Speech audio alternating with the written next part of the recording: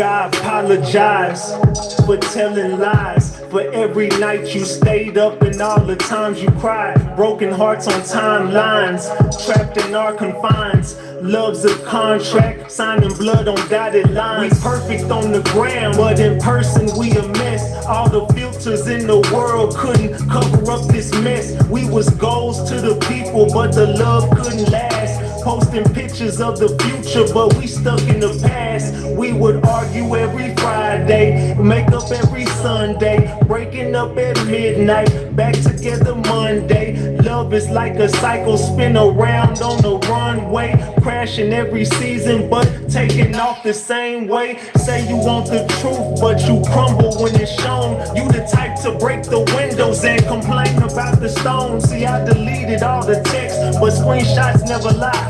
I was saying I was working, but I was really outside. I was caught up in the cycle, I can't seem to let it end. I was breaking every vow, but swearing I'll amend. I'm faithful on the ground, but a villain in the flesh. Two faces in the mirror, both toxic, both a mess. I used to believe in you, hung on to every word you said. Thought it was me and you, but you had other plans instead. You couldn't stay true, you welcomed her into our bed. You must have lost your mind, you must be out your head, yeah. Cause you're a snake, you're a liar, I'll bring rain, I'll bring fire, and you won't know peace.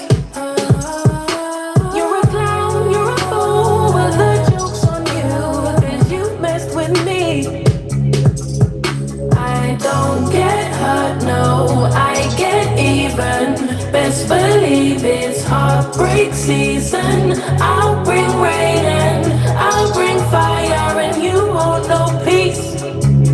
You won't know peace, no. You won't know peace. Get the lights up, let's go. You won't know peace, no, no. You won't know peace. Best believe it's heartbreak season. Alright, let's go, let's go, let's go, let's go. Hey, no I'm talking about, no I'm talking about, no I'm talking about. We back, Ratchet Gang. We back with another one. We back with another banger. Let's get the likes up. Look, you might have forgot. Hell, they might have forgot. But you already know it's the king. Too loyal, no I'm talking about.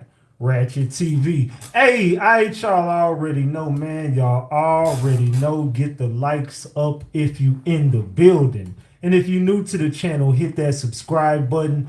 Tap that notification bell so you can get the drop whenever I drop. Alright, so boom. Man. We gotta talk, Ratchet Gang. We gotta chop it up. Look, tonight, we creep back into the Charlie Kirk situation. Now, I had to take a step back from this case. Can't say too much, but just know there's a lot of crazy, weird stuff going on surrounding this case, surrounding a lot of cases. But when you start to connect the dots on this Charlie Kirk situation, it gets you into some kind of scary places. And from what I've been told behind the scenes, it's a lot of scary people contacting a lot of people. And from what I know behind the scenes, they playing dirty. You know what I'm saying? A few people I've talked to behind the scenes kind of know why I haven't really been covering the whole Charlie Kirk situation. And I had to be real with them. I was like, hey, look, it's some shit going on up in this, man. And they definitely do not want people talking about this shit. Let's just keep it a big buck. They do not want people discussing the facts of the Charlie Kirk situation. They definitely want people to be in the blind when it comes to this. So I had to take a step back and realize that I got to give this content in a different way. I just got to spin it and give it in a different way. I can't just be cutthroat and just say exactly what it is. We kind of got to dance around the situation. And in order to dance around it, we take it head on and we just, figure out another way to do it exactly how we were doing it. So I don't know if people have been keeping up with the Charlie Kirk situation or not. Oh shit, that's my damn sound. My bad, y'all. Hold on. My sound effects. My bad. I didn't hit. I was trying to get move my damn thing over. I'm like, what the hell? Yeah, my damn sound effects. Yeah, it's my bad, y'all. Okay, yeah, my bad. My sound effects. I actually hit my damn board. All right, so I'm over here trying to fix my damn cords, and I hit my board. But anyway, long story short, we're gonna give this content out. We're gonna be here for a long time tonight. It's gonna get a little loose, allegedly. Allegedly, and everything I say is alleged, and it's all under the Fair Use Act. And you can see the Fair Use disclaimer in the description of this video and in the description of all my videos. This is just for entertainment and educational purposes only. This is just to educate my people on what we've been covering over here. Like I said, it's all under the Fair Use Act, and you can see the Fair Use disclaimer in the description of this video, and everything I say is alleged. Allegedly, y'all. All right, so hold on. Let me look at this poll. All right. Man. Give me 1 second, y'all. Give me 1 second. All right, so 95% of the room says they do not trust Erika Kirk. 95% of the room says they do not trust Erika Kirk.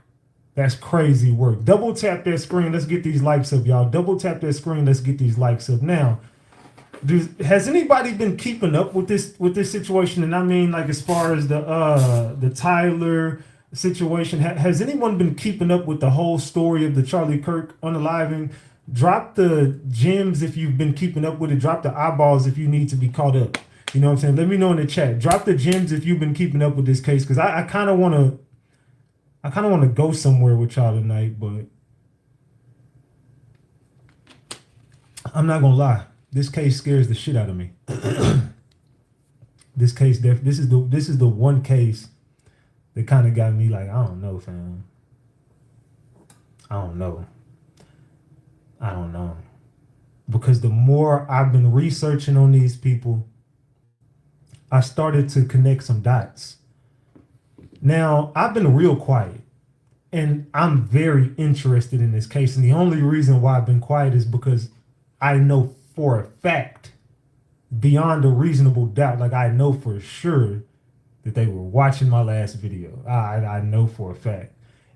A lot of shit go on behind the scenes, and I just know that definitely, yeah, what I did last time, I went too far. And as soon as I went too far, they definitely tapped me on the shoulders like, yeah, we're watching you. So, how do I get this information out? I mean, there's a lot of brave people out there. I don't think certain people understand these cases. They can come back to haunt you, or they will haunt you. And you just got to be very careful because, yeah, a lot of people going to go up, covering stuff like this, but a lot of people go down covering shit like this too. And a lot of people go missing covering shit like this too. So you got to be careful what doors you knock on, and you got to be careful. Some doors you knock on and people going to answer them motherfuckers. You knock on the right door, somebody going to open that motherfucker, and you'll be up in that motherfucker with them before you know it. So, yeah, you just got to be careful while covering stuff like this, because when I went and dug up and did some research on Miss Erika, I started to see a lot of weird shit. And I'm going to say weird stuff like, does anybody remember the company's name that they found the evidence? Remember they said they found the evidence at a residence that was kind of like owned by something about the campus, and the dude Tyler left the gun and the stuff. He left it all at this residence. Does anybody know who that company is attached to? Does anybody know in this room what company that's attached to? So be careful what you say. This case is big, and the dots are definitely connecting to a few people. Oh, no. The dots are definitely connecting. And I'm gonna give y'all some game right now. Does anybody know what company that residence where the stuff was found at? Does anybody know the company name? Anybody in here? I don't think anybody knows. I haven't seen nobody say it. No, not the University of Iowa. No. No, not the university. Not the university. Nope. Nope, nope, nope. Nobody knows the name of the company? It says Steel Company. Give me the name in the chat. There you go. Sunshine said it. Palantir, or however you say Palantir, however you say that, it's that one. Okay, now when you look into that company right there, Palantir, however you say it, I don't know how to pronounce it, so I'm not even going to be able to act like I know how to pronounce it. It's like Palantir. Does anyone know who's behind that company? So we know who the company is that the stuff was found, but you're like, okay, so it's by Palantir. What does that matter, Ratchet?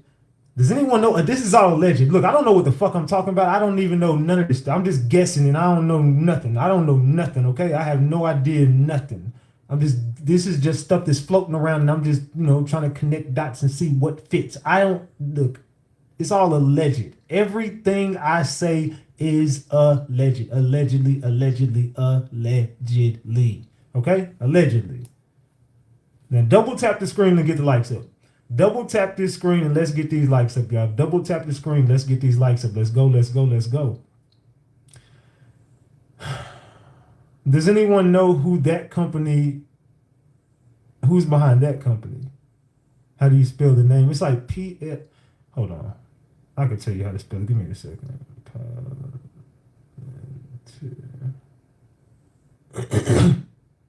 It is Palantir.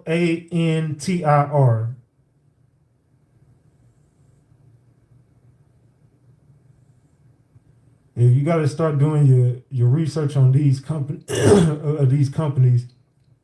and you start to see exactly who's connected to what. And it's a lot, and you're gonna see a lot of weird similarities. Okay, so then you go on to see that company is by the same people that are attached to Miss Kirk.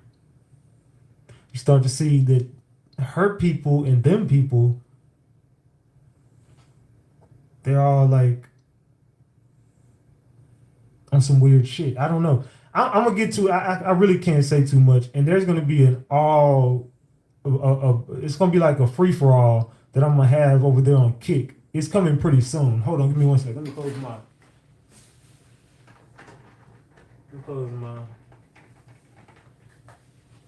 All right, yeah. It's coming on Kick pretty soon. So we finna get started on this content tonight. We got a lot to talk about. I don't really know how to do this. I'm just gonna do it. I have no idea how we gonna go about doing this, but we just gonna do it and we're gonna uncover it. Somebody connected to Candace Owens also felt the wrath of these people allegedly. Candace Owens had to tell one of her people, like, hey, look, stand down. I got it from here. I got this. Because these people are reaching out to people and these people are not to be played with. What's really going on, the truth behind this, all I can say is, I don't believe he did it. I could say more, but just to clean things up, I'm just going to say, I don't think he did it. What I've come up with and what I've seen other people come up with, the math just ain't mathing. The stars do not align. Matter of fact, Candace Owens even has proof, allegedly, that this dude never even stepped foot on that campus. Never stepped foot on the campus, allegedly. Like I said, I don't know. I'm just guessing. If y'all are following along, and if you believe this, drop the gems. If you think, hey, Ratchet, you're wrong on this one, drop the caps. I don't think I'm wrong. I don't think he did it. Matter of fact, if he was even involved in any kind of way, I think it's because certain people put him in position to do certain things. This is just my opinion. I don't know. I think certain people just might have put somebody in position to do something, and I don't know, man. This is a scary one. That's all I can say. So we finna get ready to get to this content. I really don't know. I don't know, y'all. I'm gonna try. I don't know. I'm gonna try. We're gonna try to get some of this content out. Everything is alleged. I have no idea about none of this stuff. I'm just guessing, I'm just following along. But anyway, let me get my videos ready, man. Let me get these damn videos ready. Man. Is this it right here? If you're running for... All right, here we go, right here. All right. Let's go here. Let's go right here. Let's start with Candace Owens. All right, give me a second. All right, so let's start with Candace Owens. Man, I gotta fix I need to get a new damn mic arm. This shit is tweaking, cuz. All right, anyway, let's go. Let me raise it up. There we go. I can just do it like that. All right, boom. All right, my fault. Let me fix this. All right, boom. All right, let's go, y'all. Let's start with Candace Owens. For governor, right? So I just simply ask Nick. I haven't shared any of this with Nick because I know that he worked for Phil Lyman, and I'm not accusing Phil Lyman of anything. I'm just like trying to actually shut that down. And he says, I don't know whose mom and dad are. I'm like, what do you mean you don't know? Okay, weird, whatever. I then decide to keep pushing on military leads that I have, people that were on the ground that day who I've confirmed were in the military. Anyways, then something insane happens. Nick calls me. So she's saying she's trying to figure out who Charlie Kirk's parents are, but they don't even know who his parents are. Nick don't know no one knows the parents. Have y'all noticed something? That the parents wasn't around. They haven't been there. There's a stadium packed full of people, and certain people are speaking, and like the family they don't got nothing to say. The family don't have a word to say. Nobody, nothing. Not a peep from anybody. That's kind of that. I mean, hey, look, I've seen stranger things happen, but that red flag right there. First red flag. So even Candace is like, hold on, what the fuck is this? So what are we really witnessing? Like, there's like layers to this, like an onion, and we're unpeeling it. But my question to everybody in this room is, I don't think we ever get to the bottom layer of that onion. But if we do, what do you believe is right there? Like, what are we really uncovering right here? I mean, I know that it's like I know the answer, but I don't know, but I do, but I don't. And I don't want to know if I know, but I think I do, but I don't want to be right, but I am. You know what I'm saying? Those type of feelings. So it's like, what are we expecting when we start climbing up this tree and we bark up this tree? What are we thinking is going to happen here? And he's a little bit undone. He tells me that Phil Lyman has just showed up at his house. Now, I want to be very clear. Nick is 20 years old. He's a 20-year-old UVU student and a major super fan of Phil as of 48 hours ago. And he's very uncomfortable. And he tells me that Phil randomly messaged him saying that he was nearby in town, and asked Nick for his address, something that he never had. So what the hell is going on? And she's talking about Nick Fuentes. If anyone, I don't know if some of y'all are caught up on who a lot of these people are, but Nick, he's also covering this. He's the guy. I've watched his content as well. If you've been over here, you probably know who he is by now. But Nick is also involved in this situation, and the people that are covering this are starting to look at this like, what are we doing? You know what I'm saying? Just pay attention here, gang. And Nick, quite naively, my bad. Everybody double tap the screen. Double tap the screen to get these likes up so we can get this down the algorithm. Let's go. being this Phil super fan, thinks that Phil's going to come and offer him a job because he's been so on it, investigating this Charlie Kirk assassination. And that's not what happens at all. Instead, he says that he shows up, he opens the door for him, and his energy is very weird. And he's asking him weird questions. He's looking out of the window nervously. He sits down at the table. He's asking him questions about my investigation. I'm like, I shared nothing with Nick. I literally was asking him, can you go here, pick up this, whatever it is. And he is thinking this is getting weird. I said, what specifically did he say to you? Well, he tells me that Phil has also set up a time to meet with Ian Carroll. Okay, so Ian Carroll is conducting his own separate investigation. We are not collaborating at all. What is going on with everybody with this investigation? And also, did you guys hear that there was not even an autopsy done? Wait. So there's potentially I got to be real careful. It's maybe the possibility that they feel like they got the right person, and I don't think that they're going to argue the fact that they got the right person or not. But let's just say hypothetically, let's just say he goes to court and gets found not guilty. Let's just say that, right? I'm just only hypothetically speaking, only because he still has to be tried by a jury. So I don't know nothing. Don't come for me. You know what I'm saying? And look, I'll never hurt myself, y'all. I promise you, I'll never unalive myself. But if it's possible that you have the wrong person, maybe, because if he gets tried by a jury and found not guilty, then that means you had the wrong person. So why would you not do an autopsy just in case that wouldn't be the same fragment?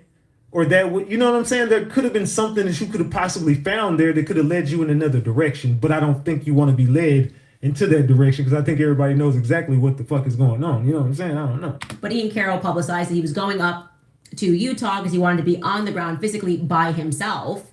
And he was reaching out to people that who had been speaking about having been there. And Phil Lyman is so gracious that he offers to give him a tour.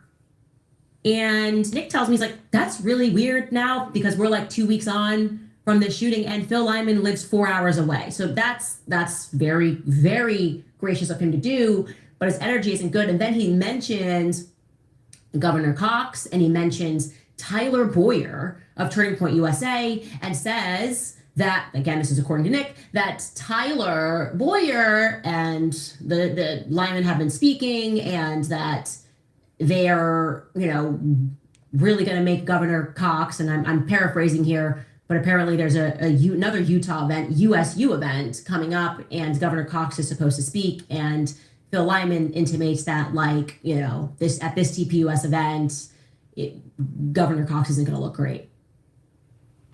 Man. So let's continue here, y'all. Let's continue here, man. So something very strange happened this weekend, and I need to tell you guys about it. I need to offload this and get your opinion. Now, first and foremost, I have to tell you about this student who I'm going to refer to as Nick. Nick is not his real name. I'm going to refer him as Nick to protect his identity, obviously. I came across Nick very early on in this investigation. In fact, you might recall when I shared a photo online of a person that looked suspicious. He was wearing like a black suit and black glasses, and he seemed to have a strap hanging out of his bag. Here he is right here, and he was in the food court.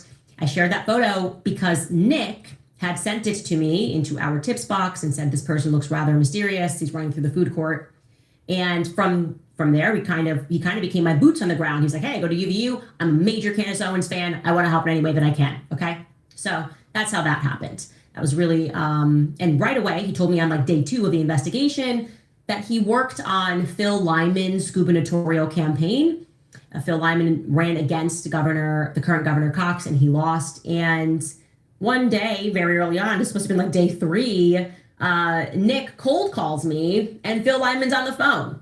Okay. Like I said, he ran for governor, and I was prepping for the show, and things were early on, and I was still in a very aggrieved phase, and I didn't really know I was on the phone with this guy, Phil Lyman. And I was like, okay, thank you so much. I appreciate that you're offering help. And Nick insisted to me, he's a fantastic person. He has tons of resources. He knows the area. If you need any help, he can help you. Okay, great. Fast forward to me looking into the witness list, and obviously we spoke about this Tiffany Peterson Barker, that very weird clip of her with her nieces at like 4 a.m. in the morning, just speaking on Good Morning America, and her energy was just weird to me. I thought her being there was weird. Obviously, this is my podcast. I can say whatever I want. We reached out to her, and then she gave us a ton of information, but never actually presented to us. She never sent me directly any footage that could verify that she was there when Charlie Kirk got shot. Okay. And she was a bit upset that I didn't clarify that. I thought it was weird that she wouldn't just text me the footage, because it didn't allow me to confirm that she was where she said she was. That's what metadata is for. Metadata instantly will say, here's where you were. Get the likes up, y'all. Double tap that screen. Let's get these likes up. Let's go. At what time? And this is this person's iPhone. So I wasn't going to lie to my audience. Thank you, Binky, for the $5. I just told you guys, hey, you can check her out on her Instagram. Here's her excuse. She says that this is why her nieces said that. And we sort of moved on, right? But then I learned from Nick that the photo of the person who was wearing that black suit and dark sunglasses had come from Tiffany Barker's mother.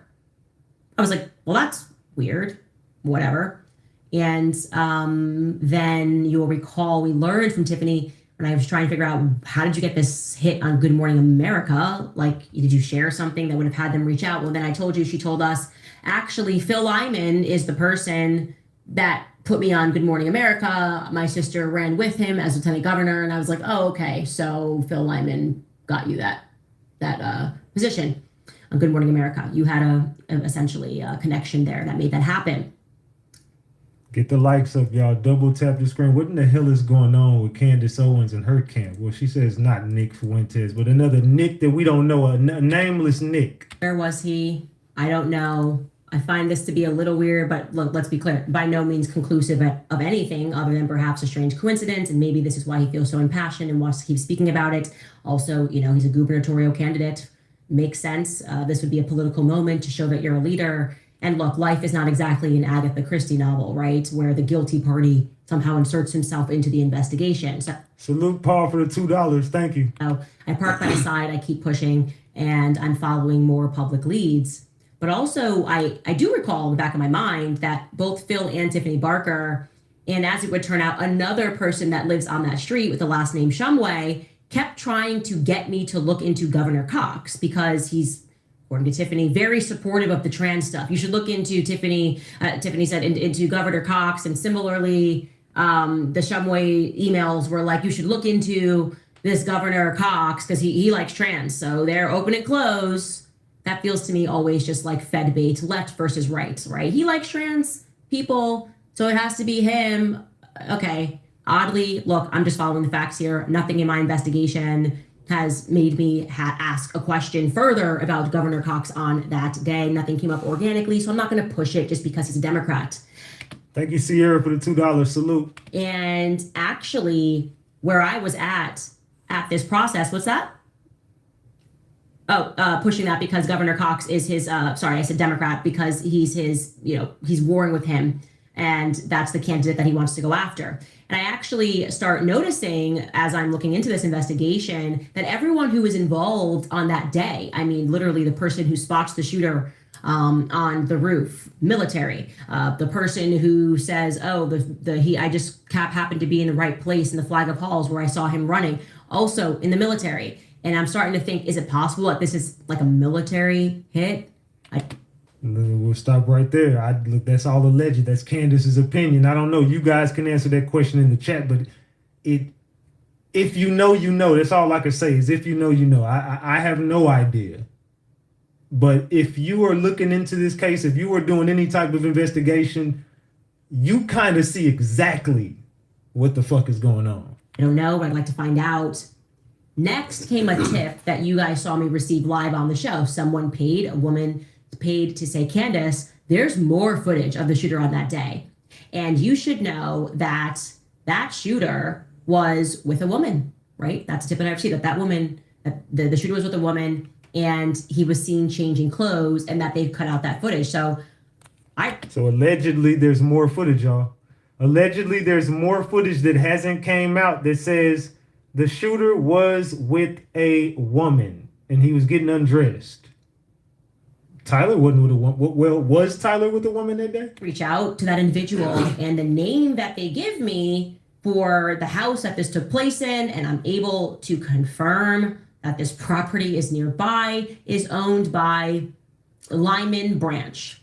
So now I want to be clear, I could not attach whether or not yet this individual is related to Phil Lyman, but he's been honest about the fact that his family lives around there a lot. Like, the Steele Lyman clan is here. So I was a little bit on alert, maybe like a lot of bit on alert. And I decided to just do a basic search into Phil Lyman. Like, is his family in the military? I don't know. I'm asking the question to myself. And I'm quite surprised that it's impossible for me to find out who his mother and father are. Like, I literally don't know what goes on in Utah, but it seems like a very weird thing to me that you would be able to keep information about who your mom and dad are private if you're running for governor, right? So Man. So Candace been getting, I ain't gonna lie, man. I really hope she stays safe. Candace been doing some deep digging. That's all I could say. Then I learned that Phil Lyman himself was very involved in all of the communications that immediately went out about the shooting, and that his car was in the driveway of the now infamous TMZ footage, which showed the shooter walking twice that day by this house. In fact, Phil Lyman says that he had just pulled into that driveway minutes earlier and had just missed the shooter. Here he is in his own words speaking to Kaylee McEnany. Take a listen. I do want to linger on a moment for what you just told us, and I'm going to ask the team to pull back up that surveillance footage that we've gotten from TMZ, from those neighborhood cameras. You said that in that footage is your driveway, and you parked there at 11:30 a.m. We know this footage that you're looking at was taken at 11:49 a.m. So you would have been on that street, that driveway, 19 minutes. Right across. Yeah, it's not my driveway. It's my aunt's driveway. Parking lot was very full. He's walking in front of my aunt's house there right now. And my cousin's house is the driveway that is taking that photo. And my CRV, the gray CRV in the distance there, that is my car. I parked there probably 10 minutes before he walked by, and I had not seen this footage till just now. And it just keeps so many things that keep linking up. It's really astonishing to me. And then we went back to this house afterwards. They thought they had the shooter. So I took a friend of mine. We went back to my aunt's house and said, well, we'll just hang out here for a while. And before long, the people were combing the backyard, as you saw. She had the footage of that. And pretty soon helicopters are overhead. And so this is very, very local to me. Not only is it Utah, but it's kind of my neighborhood where I spent so much of my childhood and all of my relatives. Yeah. What do y'all think about this man? The chat. What do you guys think about this guy right here? What are your thoughts on him? He's saying this is his uncle driveway. Look how Candace looking at her. Look, Candace like, I don't know about this. She looking like, I don't know. I don't know. I don't know either. I don't know either, Candace. Really astonishing. I got up yesterday morning at 6 o'clock to drive up and meet Charlie, and I haven't been to bed since then, because it's just one thing after another, and so astonishing that this could happen in Utah. Now, just to be clear and to reiterate, 19 minutes before the shooter walks across, he had just pulled into the driveway. Phil Lyman pulled into the driveway. 19 minutes, y'all. The numbers always tell a story. 19 minutes. He says that he saw Charlie Kirk that day. We're going to get to that. Also, when he says he grew up there and his family owns, we were able to determine 1, 2, 3, 4, 5, 6, 7, 8, 9, 10, 11, 12 homes right there. Incredible. Okay. Absolutely incredible. And that his little press tour, obviously now you're explaining your car was in the driveway. So the issue's close to him. That kind of makes sense. Then he went on to Alex Jones and spoke about where he was when the shot rang out. And was and I'm laughing because it's kind of absurd. He kind of sort of blames it on these two random goth girls, maybe. He's kind of implying there were these girls that were wearing black, and maybe they should be taken a look at further. Take a listen. Just yesterday, someone comes in and says, we've got video. He came off the roof. He came up here to the parking lot, got in the car with an individual, and they drove away. Well, that's not the story that came. Is that he escaped another route. And there are people who are coordinating this thing. I do not believe that 30-06 that they showed recovered in the bushes was ever on the roof. I think it was in the bushes to start with. And now I'm not saying that Tyler Robinson wasn't on the roof. I'm not saying he didn't pull a trigger. I was in very, very close proximity. So another interesting thing, like I say, I left the front. Man, this is getting spicy. Hold on, gang. Hold on. I'm going to go, if you don't mind, I'm going to take a phone call in my car. So he's just idling in a 20-year-old's driveway who just happened to work on his campaign, and he's on the phone. And he's calling me panicking. He's like, I don't know what to do. I don't know what's happening. I don't know why he's being so weird. I don't know why he's asking me questions about this investigation. And I'm like, yeah, this is weird. This is very weird. So then I'm like, I'm honing in here. I'm like, what's going on? I feel like he knows something at the very least. Maybe I'm wrong, but that's how I feel. And I begin actually searching through our tips box for anything related to Phil Lyman. Maybe somebody else noticed something or knew something or he said something. And lo and behold, very early on, someone just messaged us and said, hey, like you should probably ask more questions about Phil Lyman, because every time I look into this investigation locally, him and his family members are popping up. And then that person tells me that his nephew had sort of done this public tour, like Phil Lyman's nephew did this public tour saying that he was going to walk the same route that the shooter walked near his grandmother's house, and that they found, you guys remember this, they found the Converse footprint nearby his grandma's house. And he presented a map, like this is it. This is actually from his Instagram. He presents this map, and his nephew's name is Shane. And this was all public. I'm only looking at things publicly. And let's just look at some of these posts from nephew Shane. I mean, first and foremost, he's with his friends. Said, I took my friends to my grandma's house tonight, and we retraced his steps, and we took pictures in the exact place that the security cameras caught him. I've been through this new experience for the last few days. I'm still very glad to have attended and to support Charlie Kirk and to see him. The last pic shows Converse brand footprints. And then he does hashtags, and here are him and the three friends. And by the way, I'm looking at the front on the right, and I'm like, I don't know. I'd like to know who that is at the very least. And I'd like to know who everybody in this photo is. This is just interesting. Like, you guys are in the staircase and posting side-by-sides. Like, they put these side-by-side photos of them in the staircase. And I just was like, I need to just know more about you, and I need to know more about these two individuals who I couldn't find on his friends list. And they certainly hadn't liked the photo, or else I would have messaged them directly to figure out who they are. And yeah, I found that very strange. And so I messaged Nick, and I asked him whether or not he had ever received any images or videos from Phil directly. At the very least, we can see his line of vision, so I can figure out where exactly he was when the shots ran out. And I'm wondering if we can maybe get some footage that we didn't have before when the shots ran out. And also, by the way, metadata is king. That's kind of been it's good to see, because then I can put it in my timeline. That's why I love metadata. I can say this exactly happened at this time. Strangely, Phil kind of freaks out. He doesn't want to share those photos with Nick. And he asks him explicitly, whose side are you on? Whose side are you on? I thought, man, what the hell is going on? Somebody finna do something to somebody real soon. That's all I'm gonna say. Somebody we're all going. on the same side. We're all Somebody going down. trying to catch Charlie Kirk's killer one way or the other. You inserted yourself into this, got on the phone with me. I was not even trying to make any communication with you. I literally am just asking questions. And now all of a sudden it's like, oh, you don't want to answer any questions. You don't want to share anything. And he tells me that yesterday, Phil Lyman just calls him and he shouts at him. Like, who the F do you think you are, kind of a deal? You know what I mean? Like, who are you to ask me for anything? I already gave my photos to Taylor Hansen.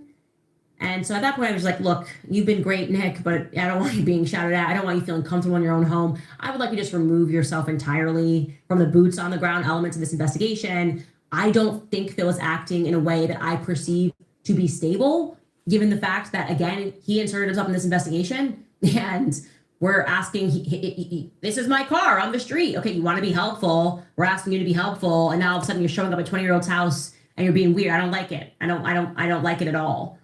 And I said I could reach out to Phil directly by myself. And I did. I reached out to both Phil and I reached out to his nephew, Shane. And I asked for them to identify the guys in that photo. Like I said, I was interested in who those individuals were because I couldn't find it on his friend list. And in response, Shane immediately takes his profile private. Wow. So she was trying to figure out who those guys were in that photo, and one of them resembled somebody. Now, I don't want to say too much, but one of them had a nice resemblance to someone else. And as soon as she asked him, hey, look, man, you need to identify these people in these photos. I want to know who those people are. Profile private. Fuck that. He like, fuck that. Hell no. Hey, y'all double tap this screen. We got 400 likes with almost 1,400 people in here. Can y'all double tap that screen if you liking the content? Double tap that screen for me if you wouldn't mind. And vote on that poll. Let's go. And Phil Lyman, leaves me on red. So I am now left in the predicament where I need to just ask the public, if you are one of those 2 kids that are in the photos there, I would love to ask you some questions since you publicized this tour. I mean, they even did the full video walking through where he walked, and he said, my uncle, he posted Phil Lyman, and my uncle was with Charlie. This is the video that they posted. Everything was done publicly, and now I'm like, okay, you could maybe you have something that's helpful. I want to ask you about, could you send me that photo? Could you send me that video? Could you send me all of this stuff? And now I'm getting radio silence. So unfortunately, because I need to figure out what happened on that day, I'm turning to the public to try to identify those people and anything else that you may know that may help put things together for us. Again, please reserve the tips at camp. Man, so Candace trying to get to the bottom of whoever running this damn play. And I commend her for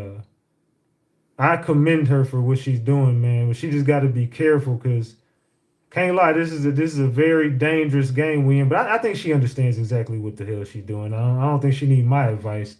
I think Candace been doing this for a long enough time to know exactly what the hell is going on and what she is up against right now. So salute to Candace for getting all this information out. But I think it's starting to get kind of scary for her. I don't know her. I've never talked to her. But I would just imagine that this might be getting kind of scary for her, because while she's trying to just uncover something that happened to her friend, I think that her and everybody else that's following along and covering this as well, we're all stumbling upon something that's deeper than we all knew it was. And it's starting to get a little bit, you know what I'm saying? It's getting a little, I don't know, man. It's getting a little scary out here, man. Allegedly. But yeah, so that is the Candace Owens portion of that, man. That's the Candace Owens portion. Hold on, you know what? It's a video down here that I want to play. Give me a second. Let me find this video. Because I want to start with a certain video. I think it's right here. It's like No. Hold on. Let me find that video real quick. But there, I do want to play that, though. Hold on. We're going to get to it. So I did. Here we go right here. Has anybody heard this audio yet? This is alleged audio. It's Utah Dispatch audio. Charlie Kirk, no autopsy. Retired investigator Woody Kramer speaks out about investigation flaws. This is an alleged video. I'm just gonna play it, but this is what was surfacing, so I'm playing it just for entertainment and educational purposes only. If y'all have seen this already, drop the gems. If you have not, drop the eyeballs. If you have seen it, drop the gems. If you have not, drop the eyeballs. Let's go. So I did do the request. They emailed me back. He did not go up for an autopsy. The death certificate was signed by the doctor at the hospital. Okay, can you just do a field clip documenting that? I'm sorry, can I? Can you just add a step to the case documenting that there was no autopsy? And 2 weeks ago, I'll declare the hospital. I need an officer in Timpanogos Hospital to come stage in the emergency room bay. Yes, he just told me that he just got on the phone and Charlie's wife is coming to signature and to bring it home. It says in Utah, autopsies are mandatory in cases of unaliving or, and you see the A word right there, ablaceration. You know what I'm saying? I'm just going, yeah, I ain't trying. Both classified as homicides. If the medical examiner determines it is necessary to establish the cause and manner of death, aid in criminal prosecution, or protect an innocent person from accusation, this falls under Utah's medical examiner laws, which require the state medical examiner to investigate and assume custody of bodies in violent and suspicious deaths, including homicides. However, an autopsy is not always required by law. It's typically mandated when the death is sudden, unexpected, suspicious, or occurs under specific circumstances, as determined by the medical examiner or coroner. Crazy work, right? Guys, many of y'all know me, and I am not a conspiracy theorist, not in any way. Something is off about this Charlie Kirk case. There's so many things that are just weird about this case. The shooter's actions, the video footage, the gun, running across the roof, changing clothes, maybe being at Dairy Queen after, the way he wrote his text messages to his boyfriend, bits of information that have been shared out from the media, the police, the governor. I swear it does not add up. We've all seen the video footage where he runs across the roof and jumps off the building. But where is the video footage before that happens?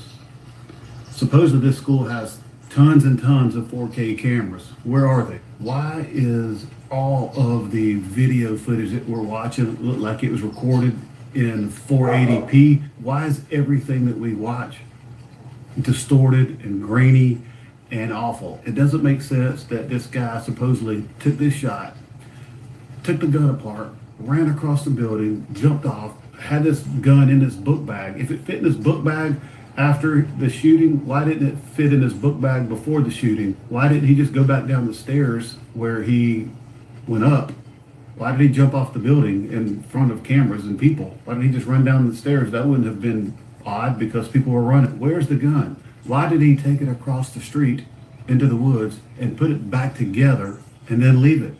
Why didn't he just take it with him? If it was in his bag, why didn't he just leave it in his bag? The text messages that he sent, they make no sense whatsoever. Nobody talks like that in a text message. Certain things that he said vehicle.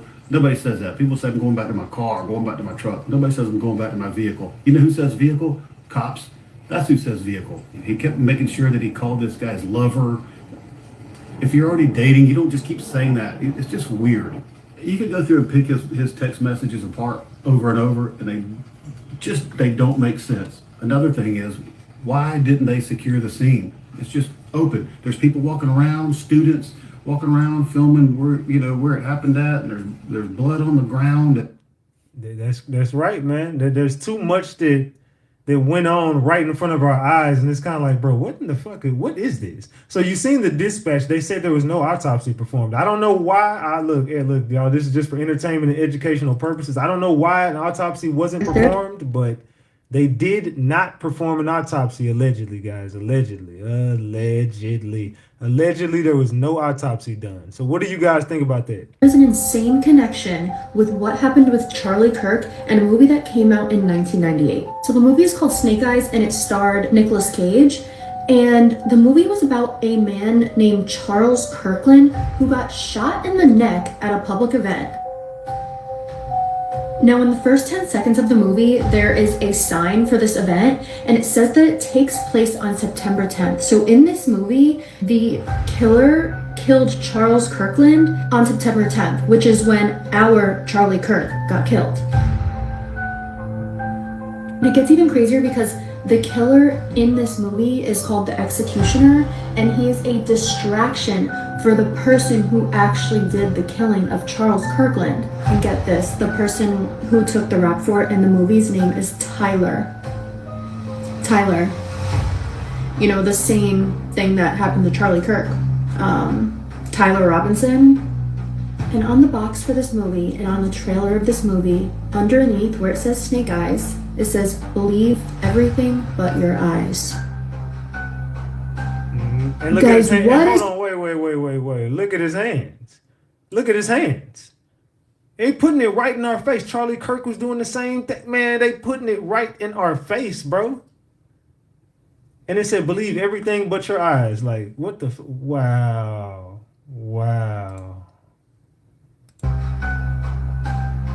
Guys, what is happening?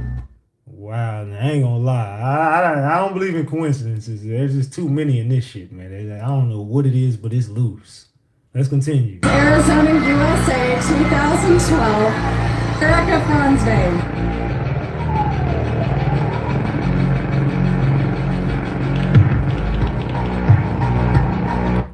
Who is her mother? Okay, that's her. That's Erika Kirk's mother, allegedly. What the hell? What is going on here, y'all? Okay, what is it? What is this? Okay.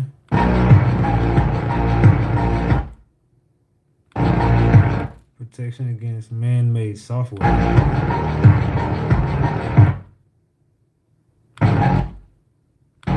U.S. Department of Defense and NASA. Wow, hold on, what? Congratulations, Erika Fronte. And there you go, right there. That same Department of Defense. Oh man. And that's her father. Department of Defense.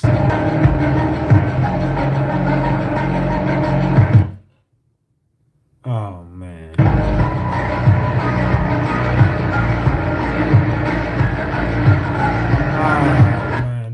They contribute. Oh man, I'm not even going. I hope y'all caught that. I'm just gonna leave that right there and just go on to the next thing. Like I said, something is going on when you look in this direction. Something is going on, y'all.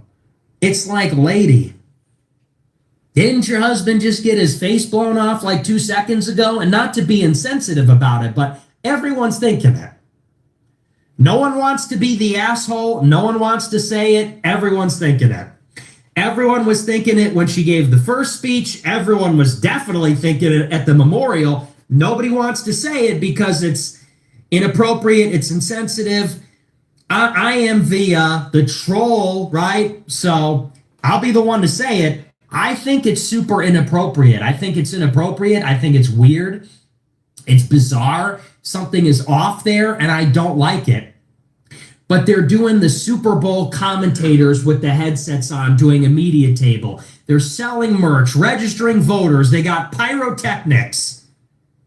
Is this WrestleMania or is this a funeral? Like, what are we doing here? And then the day after the funeral, I'm getting 500 texts and emails. Erika Kirk here. I miss him. Every time I blink, every beat of my heart. Make sure to donate $5, $15, $25. It's like, okay. Yeah, we get it right now. This is a sick. It's like a sick grab of, you know what I'm saying, funds, a fund grab, if you will. I'm being real careful here. I don't know. I'm saying allegedly. It's just kind of giving like, what do you got going? Yeah, every day I wake up, I think of Charlie. Donate $5 to my, you know what I'm saying, event. What the hell? What? Then they're doing a show. Did you see the show today? And so prescient. I said it last night. I said, I'm getting like a fake vibe. I'm not, something's off there.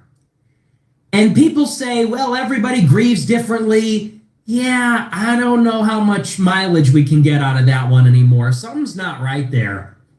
Very bizarre, weird vibe there. And did you see the show? Erika hosted the Charlie Kirk show this afternoon. And she's like, she looks like she's over the moon. She's happy as a clam. And again, who am I to judge? Everybody grieves differently. She's a very devout Christian. Some people say maybe that's just strength, that's resolve.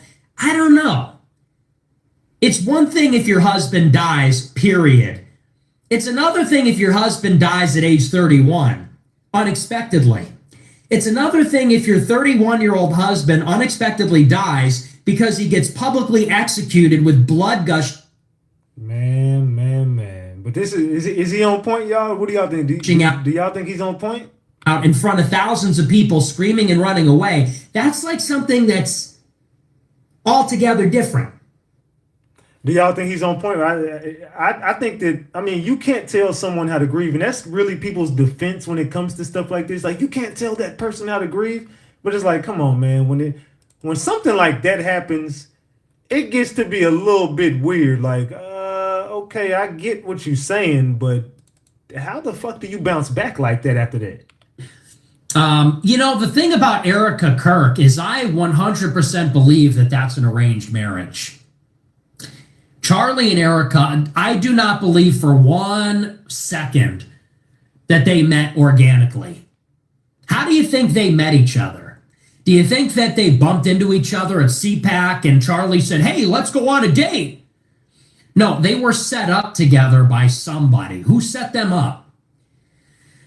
Charlie, I'm sure, he's super ambitious, super powerful, running this organization. They told him you need a wife. I'm sure he wants a wife. They told him you need a wife. If you want to run for office, you need a wife and kids, you need a family. They're grooming him to be super powerful. Do you think I kind of think he got a little point there. It's kind of like, but this does go on, especially in the world he's in, like the political world. People start to be like, hey, I mean, we need to make you like a family man. You need to get a wife. You need to get some kids. You need to, you know what I'm saying, go get a house out in the country, or go get a house out in Beverly Hills, whatever. You know what I'm saying? You just got to look more presentable like a family man. You know, we need you to have some kids, get you a wife, settle down, and then people are going to take you serious. Then we can run for that office and get you that seat in the office or type shit. I'm just saying that type of stuff does happen. I'm not saying it happened here. I'm just saying it does happen.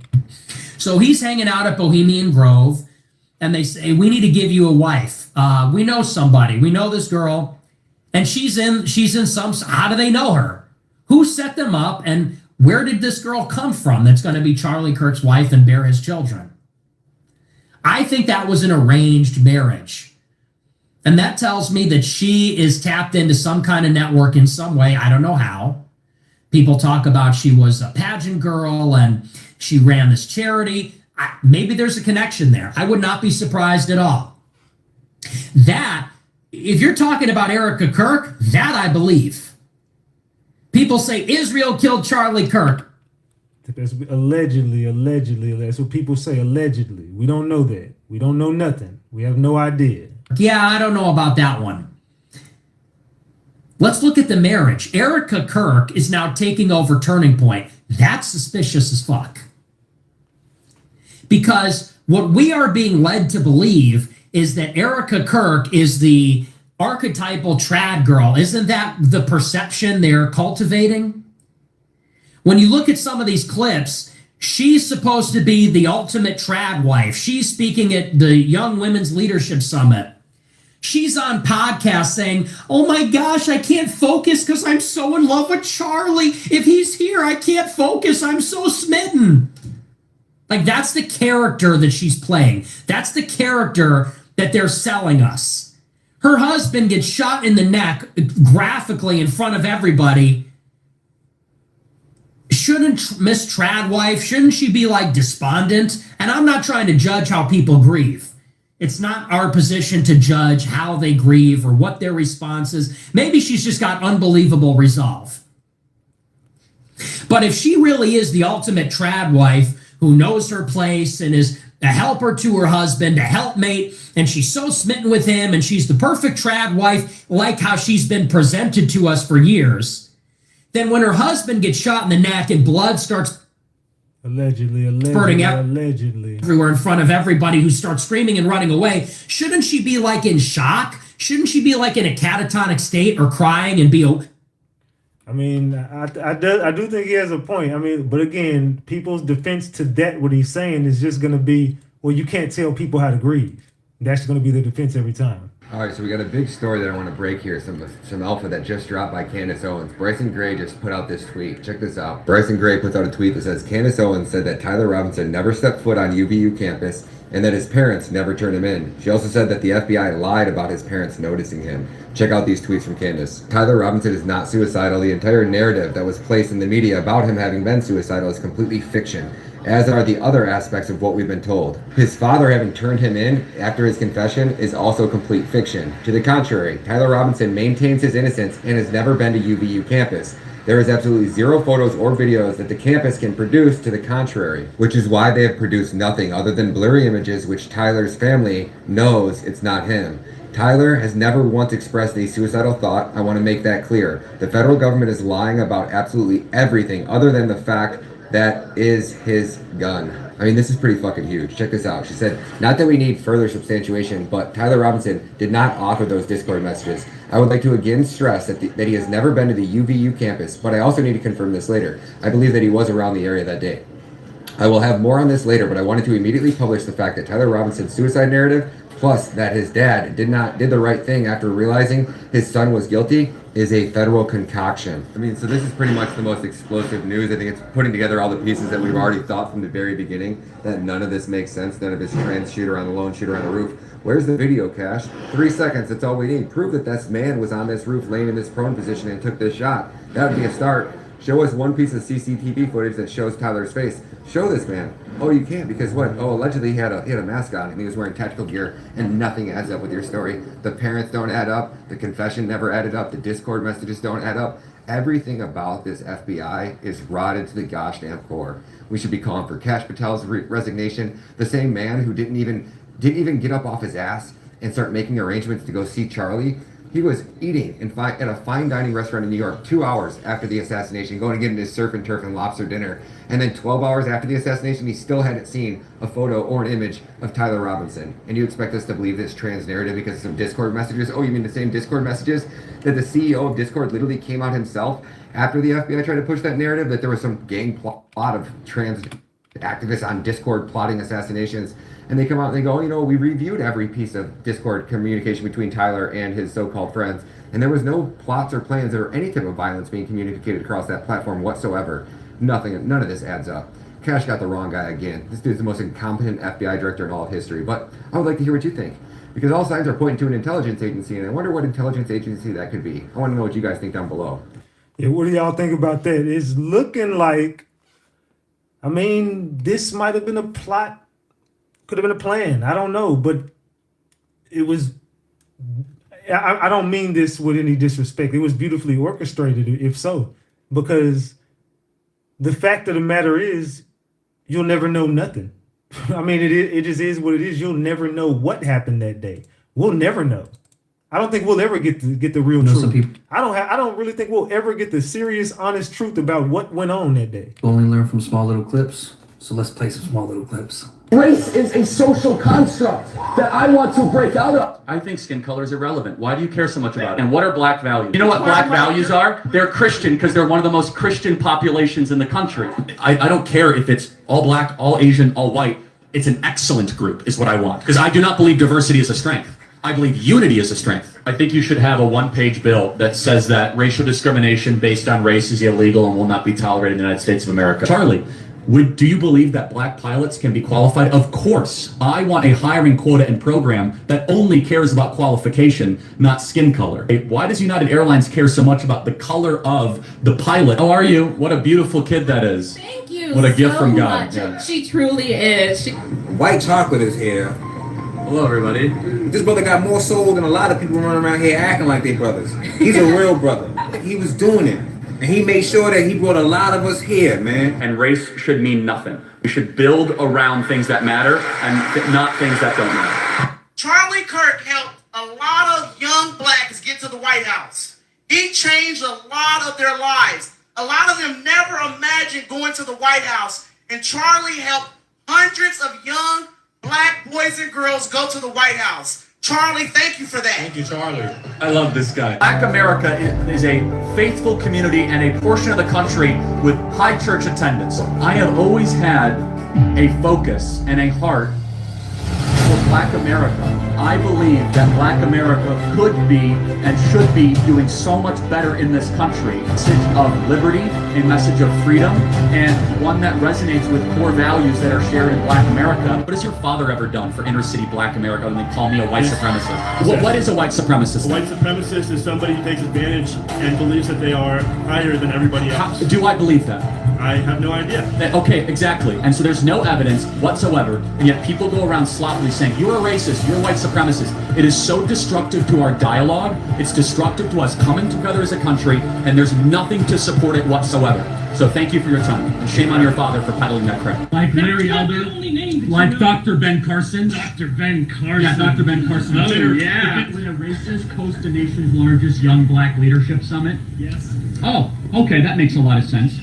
So at what point would I not be a racist then? Yeah, at what point is he not a racist then?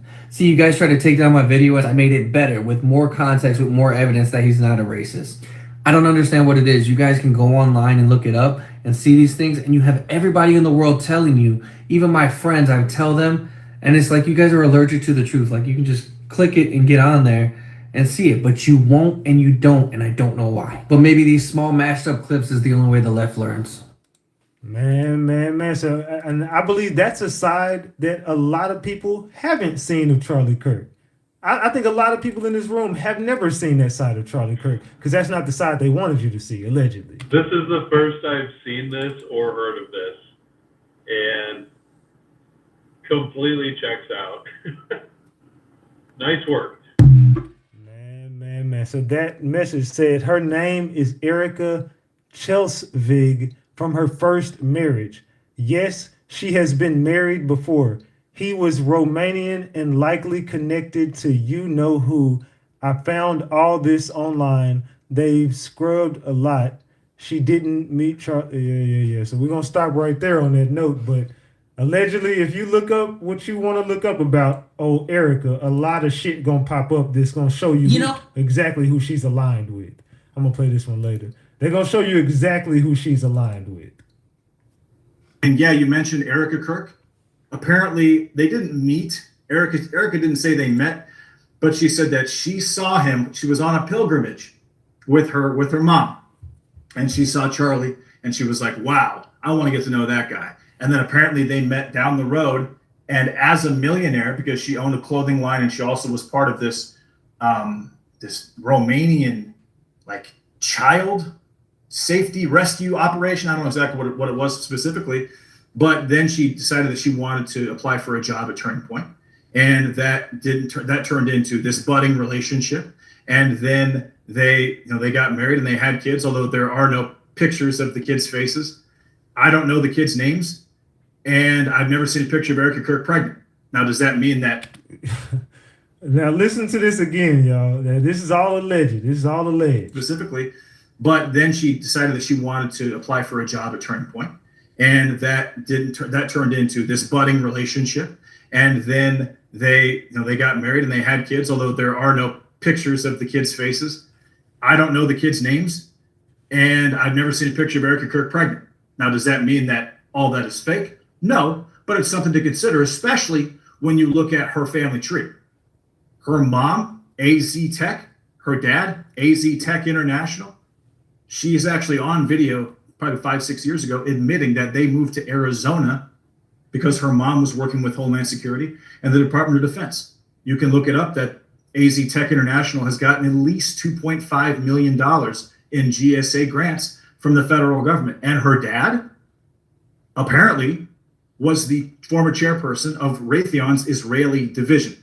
So there's just a lot of things going on. Raytheon does have Raytheon Israel Ltd, which is responsible for working with the United States government and the American-based Lockheed and Raytheon in developing these missile defense systems, including the Iron Dome.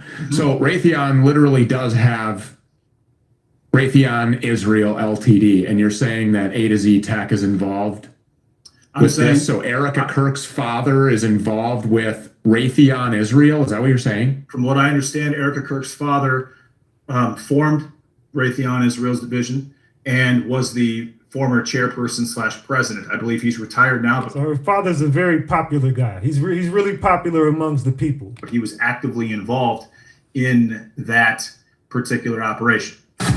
So as you see right there, her father is a very popular person, if you will. I ain't gonna get into what he's into, but he's definitely a popular person. Let's just say that. Just when you thought the simulation, the conspiracy theories couldn't get any more crazy after Snake Eyes, well, let's just say our buddy Chris Truck Cyber, I believe, Cybertruck Chris, just sent me some shit that's fucking crazy. Check this out. So in this message from Chris, he says, 13 years ago, Emerson Drive put out a video for a song called She's My Kind of Crazy. The actress in the video is Erika Kirk before she ever met Charlie. In the video, she zip lines on Fairmount with Tyler from the band. In the video and in the background, they show Tyler with the numbers 910 behind him, and Erika has 1010 behind her with an American flag. Tyler Robinson is the supposed shooter. What are the chances? Okay, now check out these photos. Okay, this is Erika Kirk and this is Tyler. Okay, it's gonna get weirder. This is behind them on the Vegas Strip, 910 and 1010. And then here is the video, She's My Kind of Crazy official music video by Emerson Drive. So you're telling me there's a chance. Okay. Man. It gets weirder and weirder and weirder. So you saw the snake eye thing, right? What if I told you there's a music video with Erika being an actor, getting with a guy named Tyler with certain dates in the video? Not just 9/10, which we know what that is, but also 10/10. What is 10/10 supposed to be? Yo, I cannot even believe this, but we know the music industry is practicing divination and summoning demons to write their music. And you'll never guess who married Tyler and Erika in the music video. So first off, credit where credit is due. There's this guy named Ian Atta over there on Twitter, and he got a message from Chris. Chris says there's a music video by Emerson Drive called She's My Kind of Crazy. And in the video, there's with questionable numbers and questionable relationships. Iron, Ra, Atta, Ma. It is 2025, y'all. Learn Pig Latin. I had to record this very carefully so I can show you guys. All we're doing in this video is going over a really cool music video. So the actress in the music video, which you know who that is, actually commented on this 13 years ago. What a blast Tyler and I had shooting the video with you guys. This is in the end of the video when they're ziplining. 9/10 and 10/10. What in the world is 10/10? Now 1000% unrelated. Remember a few days ago when I made a video about people on Twitter warning of a certain event to come? Completely unrelated. I just want to remind y'all. Now something that I saw when I was watching the video, it was very strange how Elvis himself was marrying them. You can say it's not Elvis all you want, I know what I see. And then of course we have a wedding chapel. And then of course we have these guys singing like actual goons. Some rappers, musicians call it the Rain Man. Some call it an alter ego. Roman, Sasha Fierce. But one thing is truly clear if you can actually see. Divination itself, workings of demons and fallen angels, is behind the whole media industry. Man, I told y'all, when you look up Erika, things don't quite add up with this girl. If you were on the left, you are not my enemy. It is with pride that we announced our next guest. Thank you, Jack, for coming on. No problem, Tucker. Thanks for having me on. I think it's important that we have a moment like this where we try to bring the country together. Amen. I so strongly agree. Wake up. Because I am telling you, this is not a battle between left and right. Marjorie Taylor Greene. We have to now meet in the middle. Do you think that America should just cut ties with Israel altogether? What's your definition of cut ties? Like stop funding them, Yes, stop being a yes, military yes, arm? yes, Okay, I'm great. with that. What you're doing here is so important, Congresswoman Green. So please, thank you, because I know that you now have a target on your back, and I'm sure you're being called all sorts of ridiculous names because you want to, prioritize the American people. AIPAC needs to register under FARA. So as you see, the connections all go really deep. And it starts to make sense when you start to look at certain people before, during, and after. You start to put this story together. I'm telling y'all, when you start to look around the room, you're going to be like, wait. Everybody is kind of in on... There are some people now saying that Erika Kirk was an Israeli honeypot for Charlie Kirk. And I'm not going to lie, when you look at some of the details of their life and relationship, it does look a little bit suspicious. So let's first get the obvious out of the way. Erika Kirk actually admits that she saw Charlie Kirk on her first pilgrimage to Israel. I will never forget the time I was in Israel with my husband. Well, that was the second time, but the first time with my mother on a pilgrimage. So she fucked up quick. And I was standing in the ticket line. And I remember looking behind me. And in the snake of the ticket line was a guy who... In the snake of the ticket line. Looked very familiar. I had no idea who he was. And I told my mom, this guy looks so familiar. And as a typical mother, she said, go and say hi. That's what your moms in the room, all the moms. Your daughter looks at you. Y'all are just out randomly. She's like, man, that dude looks familiar. And she's like, you know what? What any other mother would you say? Go up and tell him hi. Is that gonna be y'all response to your daughter just telling y'all, hey man, there's a random dude just walked in, he looks familiar? You would probably like, okay, and who the fuck is that? Where you know him from? Yeah, like, oh, well, go say hi. Yeah, just go run over there. Go on and say hi. No. We were late for our flight, and I'm not going to come off like a crazy person. So you're late for your flight, and she's like, hey, go over there and talk to him. You know, what? That's just weird. That ended up being Charlie. Nothing is by coincidence. Now, did we know that? No, not until we were like 3 months into our relationship and looking at timestamps, seeing that both of us were in Israel at the same time. But nothing is by coincidence. But she pretends in the speech like she didn't know who he was and didn't recognize him, despite at the time Charlie Kirk being one of, if not the most popular young conservative in the world because of his campus tours with TPUSA. Yeah, so anyway, 3 months later, they were dating. And then she says that that's when they realized they just coincidentally were in Israel together. Wow. It must have been fate. Now, here's where things start getting a little bit weird. Erika Kirk, former Miss Arizona, was a multi-millionaire before she met Charlie Kirk. Now, supposedly most of these millions stemmed from a podcast and a nonprofit organization called Romanian Angels, a nonprofit organization that she created alongside her mother that ran from roughly 2011 to 2016 or 17. Now, this nonprofit organization worked alongside American soldiers, the US military, that were stationed on a NATO base nearby. And oh, by the way, all of this was done completely and totally off the books.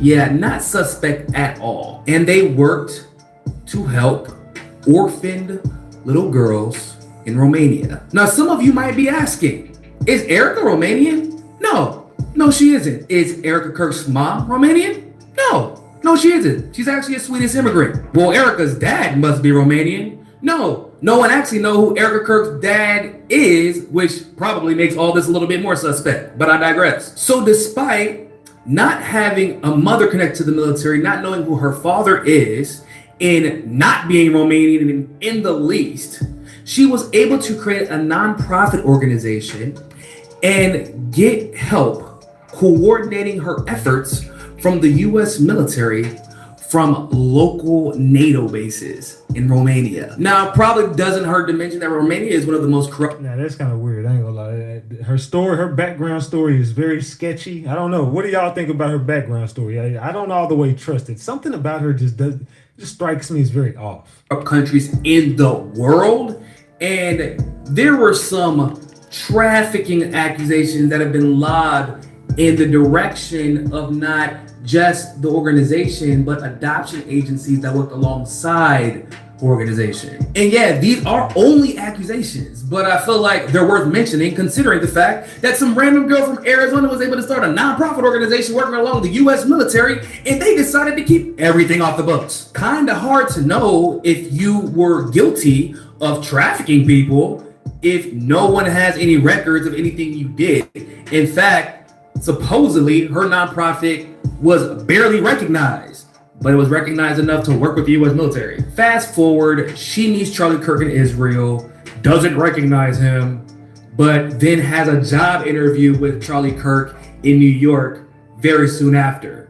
That job interview turns into a date, and then they end up married. And now, Erika Kirk, loyal to Israel, who's refused to really engage in any opinion whatsoever regarding this threatening intervention between Charlie Kirk and Bill Ackman and his Israeli donors, that Erika Kirk is now the CEO of TPUSA, $150 million plus nonprofit organization that will now be completely and totally loyal to Israel.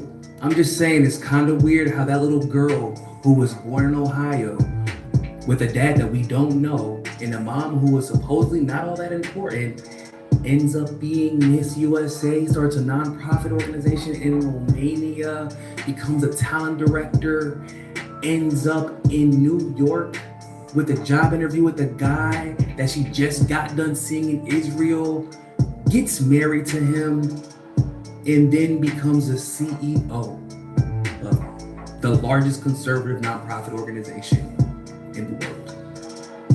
Wow, that's really impressive, really coincidental, and really suspicious. That's all I'm saying. Man, I don't know. Like I said, her background story is sketchy, to say the least. It's very sketchy, can't lie. Who runs the world? Well, the scriptures say that Satan actually runs the world. He is the prince of this world. If you know who runs this world and it's Satan, and you claim to be a Christian, wouldn't you go out of your way not to make satanic hand symbols? Here's the sigil of Lucifer, and here's the Freemason.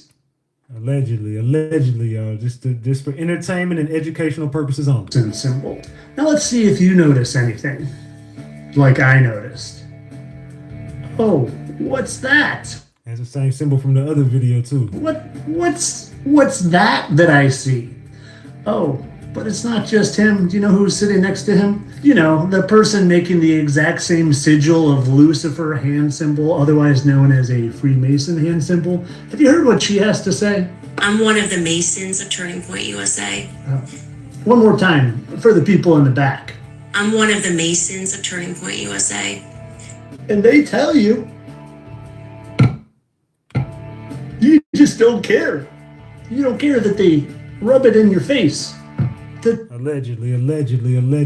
They literally rub it in your face. Doesn't that kind of look like it could be a 666? Funny how both of them are doing it. I'm sure he's just saying everything's gonna be okay, guys. Just like Erika, she's saying everything's gonna be okay, and I love you, Satan. I mean, I love you. And she's definitely not telling you all to F off. I mean, I keep trying to tell you it's one big old club that you ain't in. And it's been going on for centuries. Look at this. Tom Hanks related to Abraham Lincoln and looks very suspiciously like the Rockefeller family. And maybe you don't know it, but all the presidents, yeah, they all share the same bloodline. Allegedly. For entertainment and educational purposes only. The same English king. King John of England. I don't know if that's true. You guys go do your own homework. I have no idea. Yeah, all of them. Maybe minus Van Buren or one of them. I don't really remember. But yeah, all of them. The Bushes, the Clintons, the Carters, the Obamas. All of them. They're all part of the club, and you are still voting for these people. Allegedly. So whatever club he's speaking of, I have no idea. What do you guys think in the chat? Not only are you voting for these monsters, you're shedding tears for them. You're shedding tears for people lying to you so bad that if you actually knew the truth, your head might actually fall off.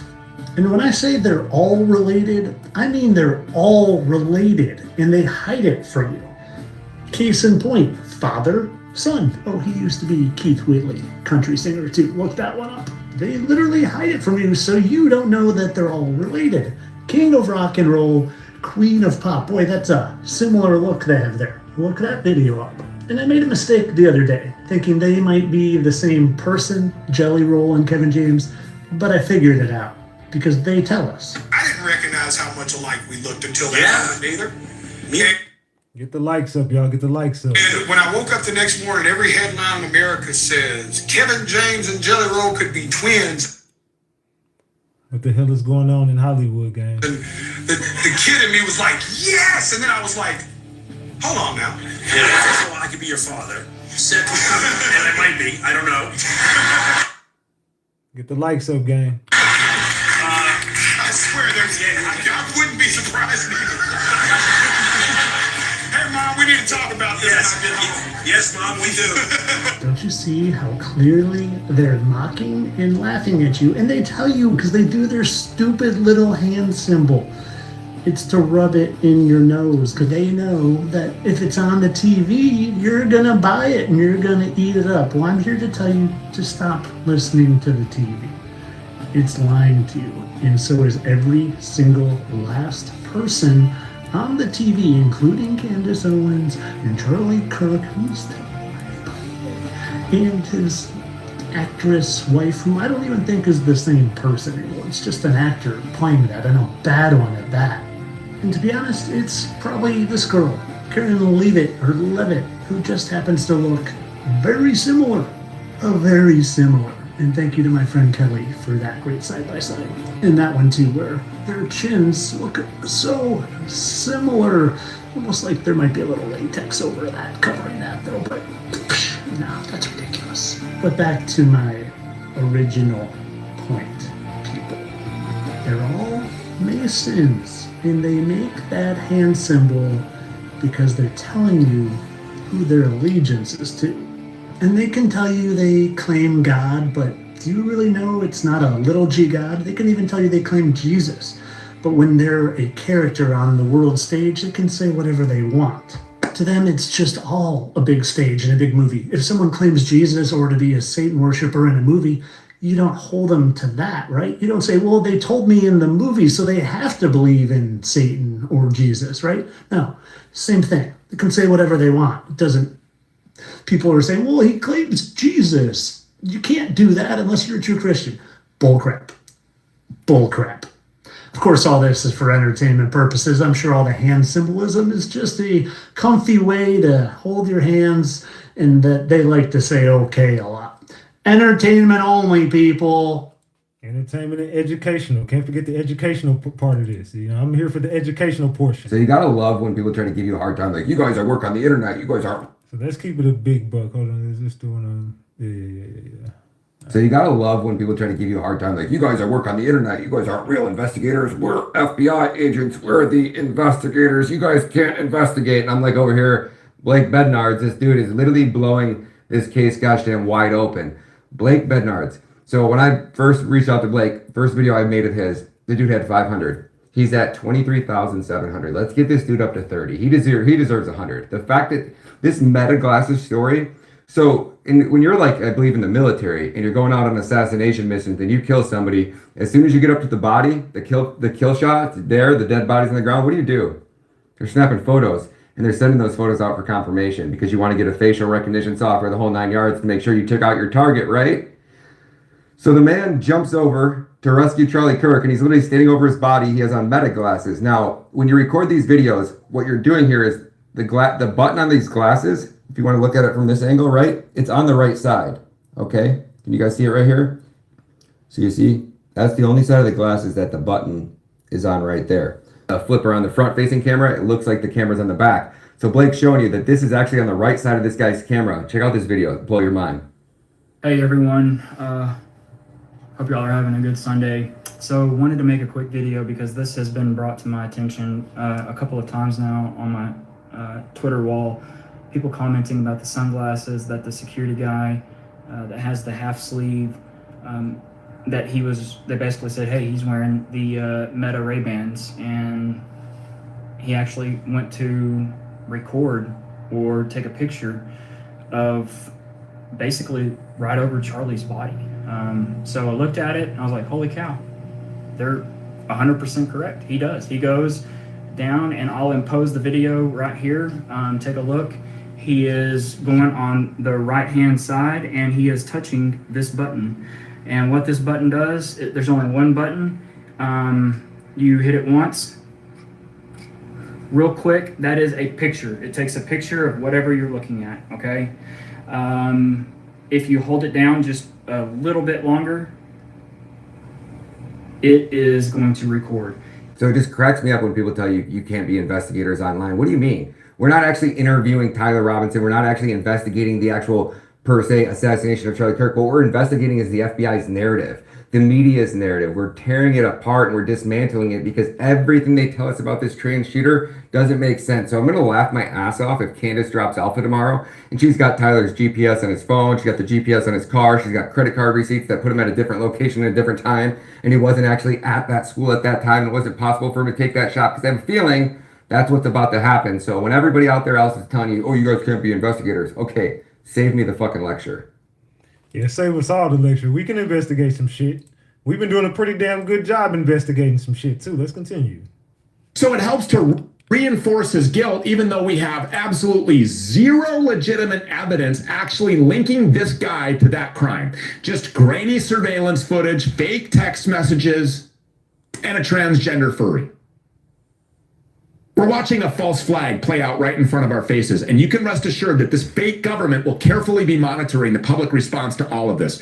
They're going to be using all of their internet monitoring trolls, all of their surveillance state goodies and technologies, all of their AI spyware to see what the public reaction is. What are people saying? What they can expect the public reaction to be? How should they play all of this? And if people aren't buying into their story, well, they'll just kill Tyler Robinson.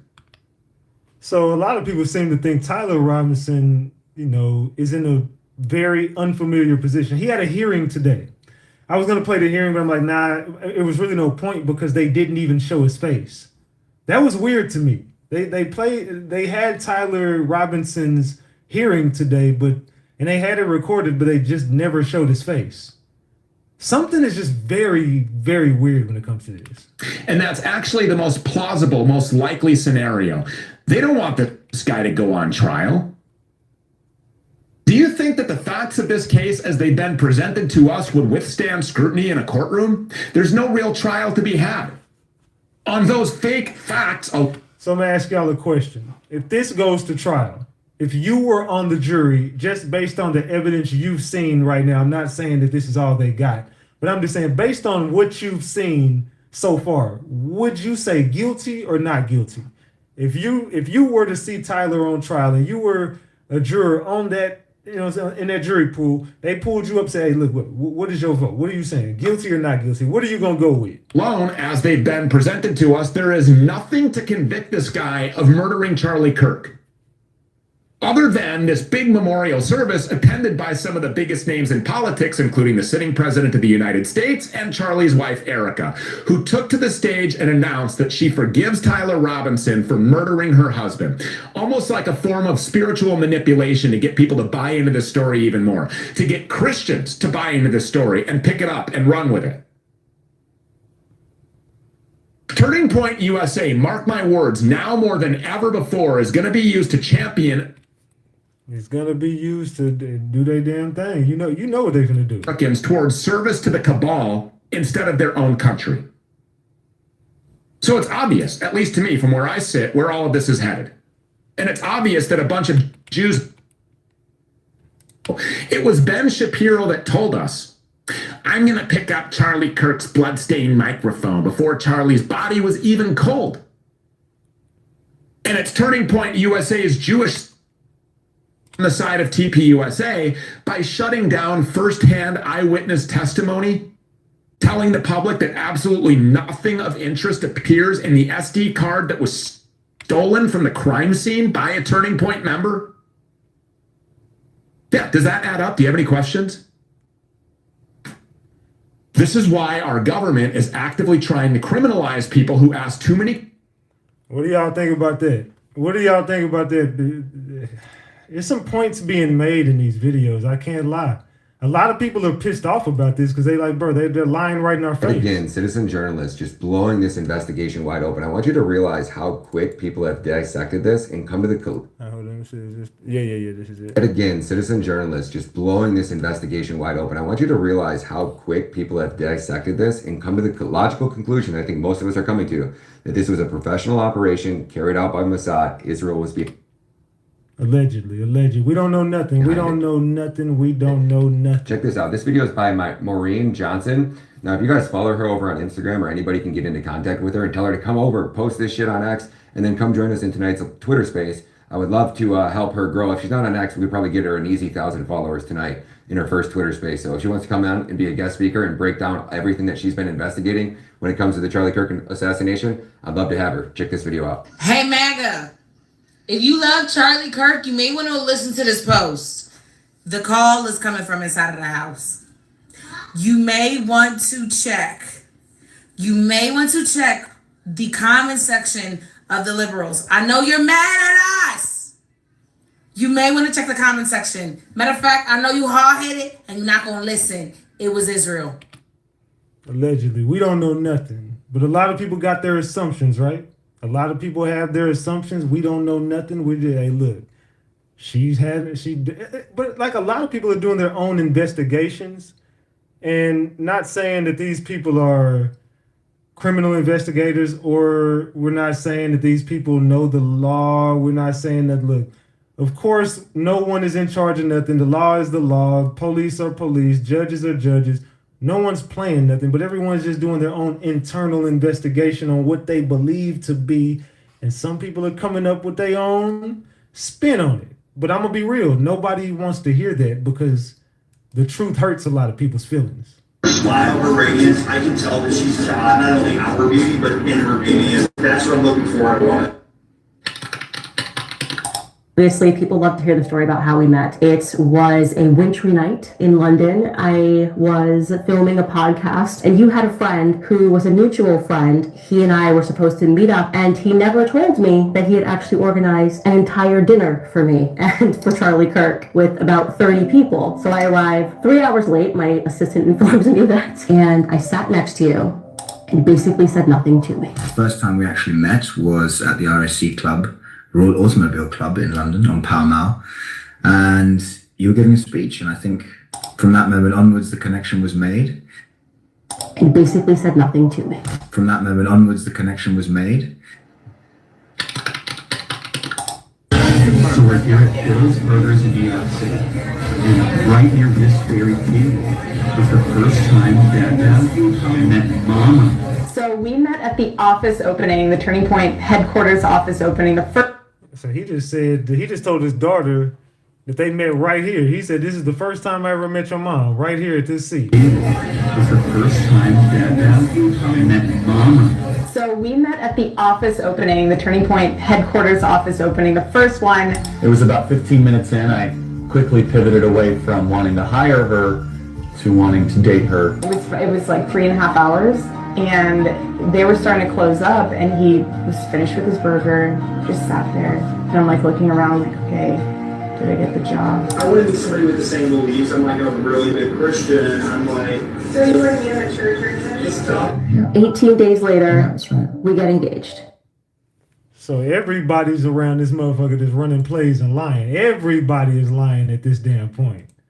Nobody's story adding up. Who the hell are these people? What the hell is going on, gang? Arizona, USA, 2012. Erika Franzweg. Again, remember that story we just showed y'all about Erika? I want to show y'all this again real quick.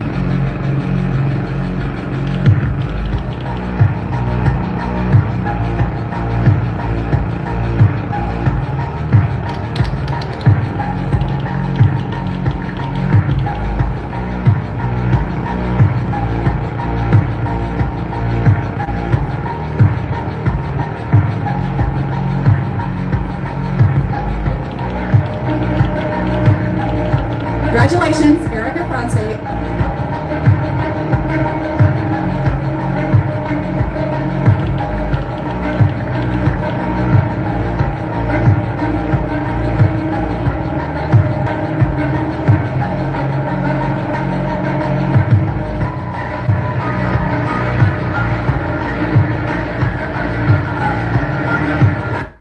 Yep. So when you start to do your homework on old Erika Kirk, you're going to see a lot of familiar names and faces, allegedly. Once again, you cannot make this stuff up. So did you know that Erika Kirk starred in a country music video 13 years ago? It was by Emerson Drive, and the song was called She's My Kind of Crazy. Guys, you have to see this to believe it.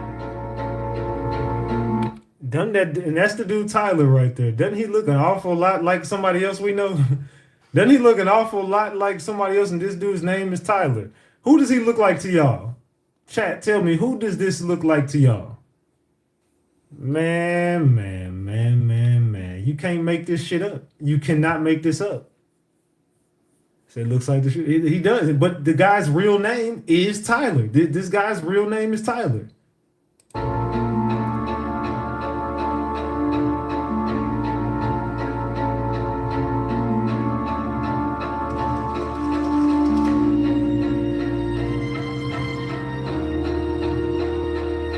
So did you guys notice that detail? She zip lines by a 9 and a 10.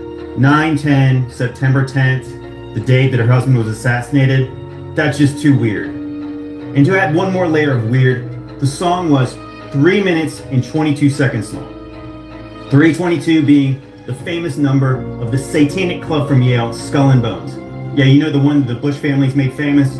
Yeah, that one. That's pretty weird. The whole thing is just weird. What do you guys think? What do y'all think about that? I told y'all the more you go down this rabbit hole, the fucking scarier it gets. I ain't gonna lie. And this is the damn video right here. I ain't gonna play the audio, but this is the damn video right here. And like I said, that dude Tyler looks an awful lot like somebody else I know named Tyler. I ain't gonna lie.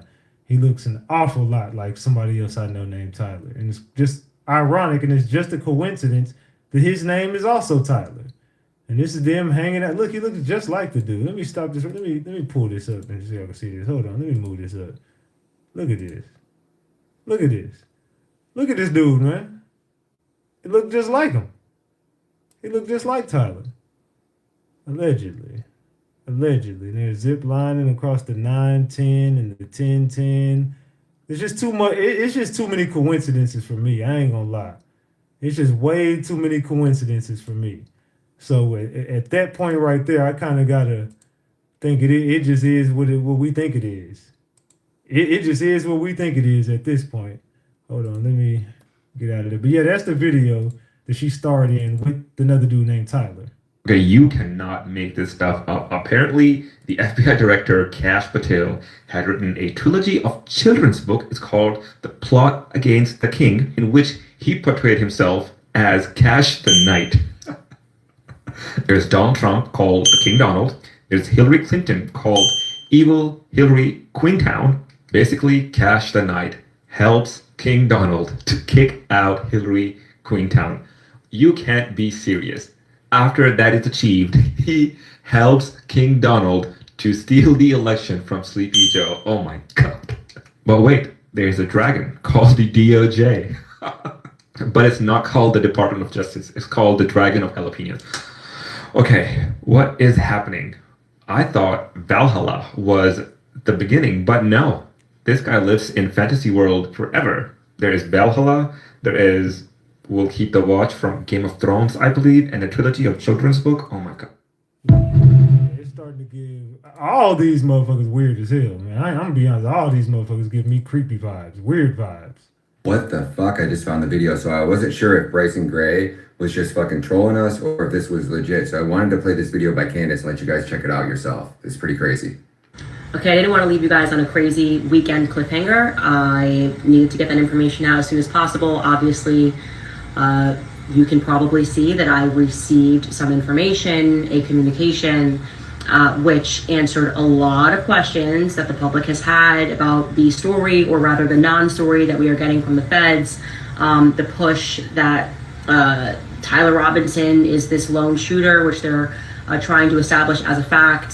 Some of the burning questions that we had, okay, well, if he turned himself in, how did he also not confess? I now have the answers to that. The main point, the reason why this information came to me, is because there's a narrative being spun right now by the media that Tyler Robinson is or was suicidal. That is not true. And that's a very scary thing when suddenly they're saying he's suicidal. My bad, Jess B. I didn't even see you throw that $50 up. Thank you, Jess B, for that 50p. Salute. And, you know, he's in solitary, and he's not suicidal. So that was the reason why this information urgently came to me. Obviously, I know a lot more, and I'm going to share it with you guys on Monday. I just wanted to vet some of the things that I heard, ask some more questions from people that would know, and just to make sure everything I say is above board. And obviously, this led to more leads, and I want to give people a chance to respond. This is crazy. Nothing more that I can say. This is very serious. I don't know what's going on, but I do know that what we are being told has gone on is just not so. And yeah, this is really kind of going to begin, I think, to answer a lot of questions and many more questions that need to be asked. So I just wanted to let you know that what they're telling us about him being suicidal is not true. Man. So they trying to, it's a bunch of lies being fed. I don't even know what to believe no more. We have unused material from speeches that he's had that no one has heard yet. We have Sunday specials lined up to the brim because my husband was so intentional about making sure that there was enough content. Always. He made sure we recorded everything. Everything. He would not do a speech unless we could get the video and the 100%. So we have speeches that no one's heard of. We have interviews that no one's heard of. We have stuff from Korea and Japan that no one's heard of. Podcasts. So, I mean, in the words of my husband, buckle up, because there is a lot of content to be had. And we have so many amazing things down the pipeline that we are working on currently that will unveil in due time. I am so excited. Yeah. Thank you, Alondra, for the $20 on Venmo. Salute. And so, And by the way, those are things Charlie himself that he wanted. He wanted. We were working on some big things, right up until the end, and we've talked about that a lot. Like a lot of the guiding vision that we're using right now to kind of steady the ship and figure out where we're going is the things Charlie himself 100%. told us where we were going. 100%. And similar with Turning Point USA, Charlie had a plan moving past 2030 that he's shared with the team and has implemented. So we're not going anywhere. We have the blueprints. We have the blueprints. We have our marching orders, and we are just remaining humble and grow. We're not going anywhere. We have the blueprints. We have the blueprints. We have our marching orders. We have the blueprint and we have our marching orders. We're not going anywhere. Erika Kirk says she knows the blueprint and she ain't going nowhere no time soon, y'all. She got the content. She said, fuck this, we got content. I've never heard anybody carry on like this after a tragic event like this. She said, let's get to this content. We got plenty of it. We finna milk this shit. We finna eat. And we are just remaining humble and grateful to God, and we're remaining just stewards to what God has blessed us with. And I know Charlie's going to continue to guide us, and the Lord will continue to guide us. And I just wanted to let everyone know that this is far beyond any of us sitting in these chairs. This has nothing to do with us. It never will. The glory all to God on that front. And I just am excited. It's weird to say excited, but it's also very surreal to say it, because I know that God will use all of this in a way that will glorify him, further Charlie's legacy. And Charlie's up in heaven just having... He's rooting us on. He's so rooting us on. Yeah. I ain't gonna lie, bro. That's cringe. I ain't gonna even lie to y'all, man. That's cringe. Cringe as fuck. The official narrative is corrupt. That's another video I'm saving. Hold on. Here is how we're going to break down the media and expose these suckers in real time. So check this one out. This is Fox News. This was sent to me by QuinnWash89. And it says, Tyler Robinson disoriented, lacked escape plan after alleged Kirk assassination, according to a former FBI boss. Former FBI boss, you could definitely trust him. So they're laying the groundwork to make it seem like this man is a credible source. And he's going to tell you exactly now. He's going to go on in here to tell you that Tyler is suicidal, which Candace was just warning us about. The media is trying to paint this narrative, and here they come, swinging for the fences. All of a sudden now he's magically this radicalized dude who's he didn't have an escape plan, and they normally killed himself. So now they're trying to kind of, I would say, put the scenario out there before it actually goes down, allegedly. They were surprised that he didn't take his own life prior. But the FBI field boss is also going to go on to tell you that they don't know where Tyler Robinson was for until they basically arrested him. From the time of the assassination until whenever he got home at his parents' house late that night, they had no idea where his whereabouts is. So an FBI agency, right? But how did he go to his parents' house if he lived with his lover? I don't know, man. This is weird. An $11.3 billion budget and every intelligence tracking software in the world. You mean to tell me that you couldn't track his Charger, which looks like a 22 or 23 Dodge Charger? They don't have GPS tracking on him. Doesn't have the ability to track the cell phone that he had in his pocket, because we know he had a cell phone because they told us he pulled out a cell phone to call somebody. And then he also sent text to his boyfriend. So you mean to tell me he couldn't ping his GPS location? I mean, he went to Dairy Queen, so you didn't put that in there? You don't think anything that's important? Are you kidding me? This is what they're trying to paint the narrative. And the boomers out there, if Tyler takes his own life, oh my gosh, yeah, this crazy, deranged trans dude just took his life, right? No way this dude sees a courtroom. And you need to hear this and understand how this is all going to play out. What do y'all think? What do y'all think about that, man? Does he got a point here? Does this seem like something that they're trying to do? They're trying to push out there? Check this out. A former federal law enforcement official told Fox News Digital that while the FBI likely used basic gumshoe tactics to track Charlie Kirk's suspected assassin, Tyler Robinson probably had no real plan for his escape. Robinson was on the loose for 33 hours after shooting and killing Kirk on set 10 at a Turning Point USA event on the campus of Utah Valley University. What he did during that time frame largely remains a mystery, though Fox News Digital learned Thursday that he had an encounter with law enforcement near the campus at around 6:30 p.m. the evening of the shooting. We don't have someone acting rationally, Michael Tabin, former special agent in charge of the FBI's Minneapolis field office, said of Robinson. He was acting irrationally, and again, I don't think he had a plan. Tabin told Fox News Digital that despite meticulously planning the shooting and carrying it out, he would likely have been disoriented by the gravity of his actions in the immediate aftermath of the shooting. I think it puts him in this state of confusion, said Tabin. What did I just really do? Just kill somebody. Now he's like, wow, what did I just do? What do I do now? Though I don't think he had a plan, Tabin continued. I think he knew he'd be caught. I think he was just kind of hanging around waiting to get caught. A text message discussion between Robinson and his transgender partner, Lance Twiggs, indicated that Robinson remained in Orem, the town where UVU is located, for some time after the shooting. Eventually, he drove south to St. George, Utah, his hometown, 3.5 hours away. It was unclear what he did when he was in St. George, but at some point on Sept. 11, his parents recognized him from photographs released by the FBI. They, in concert with the local Washington County Sheriff's Office, convinced him to peacefully surrender at around 10 p.m. that night. Washington County Sheriff Nate Brooksby said at a news conference last week that he had received a call from a former law enforcement friend, telling him Robinson, 22, was the shooter. Robinson reportedly had suicidal thoughts, but was convinced by his parents not to harm himself. Brooksby said Robinson knew he would be caught and was afraid of a SWAT raid on his home. He was also afraid of being shot by the police, the sheriff said, and negotiated a gentle surrender. Admin says Robinson was likely panicking during the 33 hours on the run. We know that something breaks in the mind, and he says, I'm going to do this, Admin said, referencing Robinson's state of mind. But I don't think they think of the consequences, which is why often I think they commit suicide. I don't know that suicide is always planned, as much as like, what have I done? There's no hope for me, I might as well just kill myself. Thing with Robinson. Dabman continued, I don't think he knew what to do because he came home. You know, his dad approached him, he didn't run. So how strong was his motivation to get away? During his first court appearance, which took place virtually, Robinson wore what was described as a restrained garment or a suicide watch smock designed not to tear. As for the investigation during the day and a half after Kirk's assassination, Tapman said the FBI used simple tactics to track him. It's really not quite as complicated or, investigative magic as you might think, said Tapman. So it was a combination of some cyber investigation and some gumshoe investigation. The FBI typically goes through tips reported by the public regarding suspicious behavior, and it only really takes one credible lead to get the ball rolling. From there, the FBI knocks on doors, collecting surveillance footage from homes and businesses in an attempt to recreate a route that a suspect may have taken. This really won't be that complex of a deal to put his travels together, said Tapman. And this is what upsets me the most about the Benny Johnsons, the Nick Sorters, the Cullen Ruggs. When it was Biden in office, it was all hands on deck. We were all fighting against the same machine. And now that Trump's in office, it's like all these people are doing is gearing up to put Vance into office. It's almost like this whole transgender narrative was a construct. I know a lot of people think Trump's in on it, but what I'm saying is think about it from this angle is that this seems like a story that Trump would want to buy and Trump would want to run with. So we make up this trans shooter narrative because he knows that the Trump administration, they would be able to manipulate Trump and his administration into going down this rabbit hole and taking away your freedoms. Allegedly.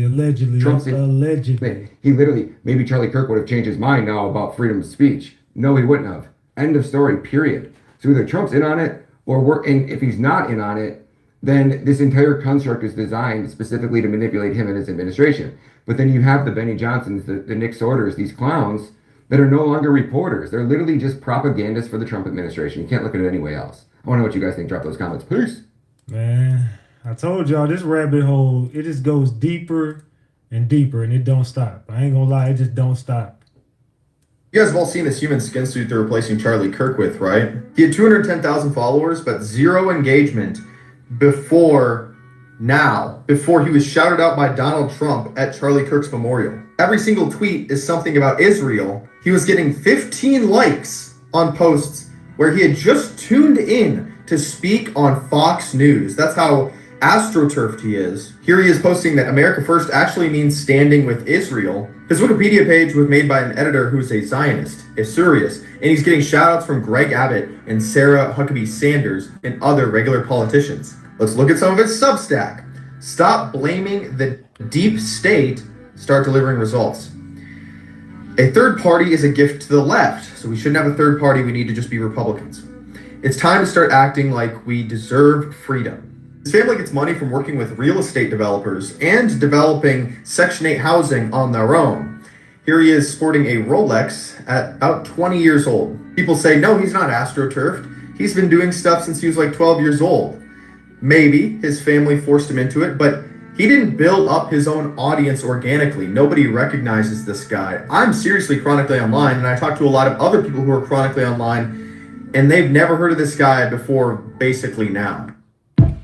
What do y'all think about that? They finna bring in and usher in another gentleman to do this work, allegedly.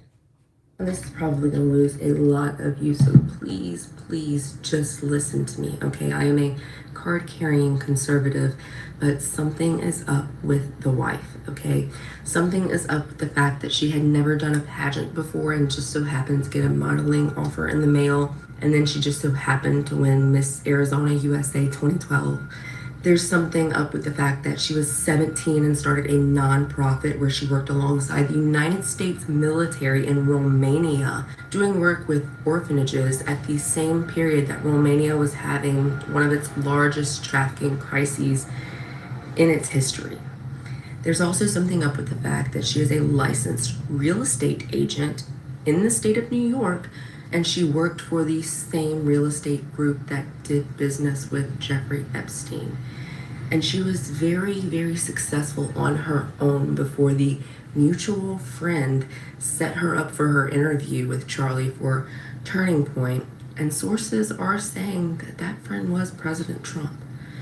You guys, she was already successful. She had this vision, and now there are rumors that allegedly Netanyahu was going to free up $150 million of American Jewish money to Turning Point USA, and Charlie declined it. And you guys, just since Charlie, Turning Point USA has gotten over 18,000 chapter requests across the United States.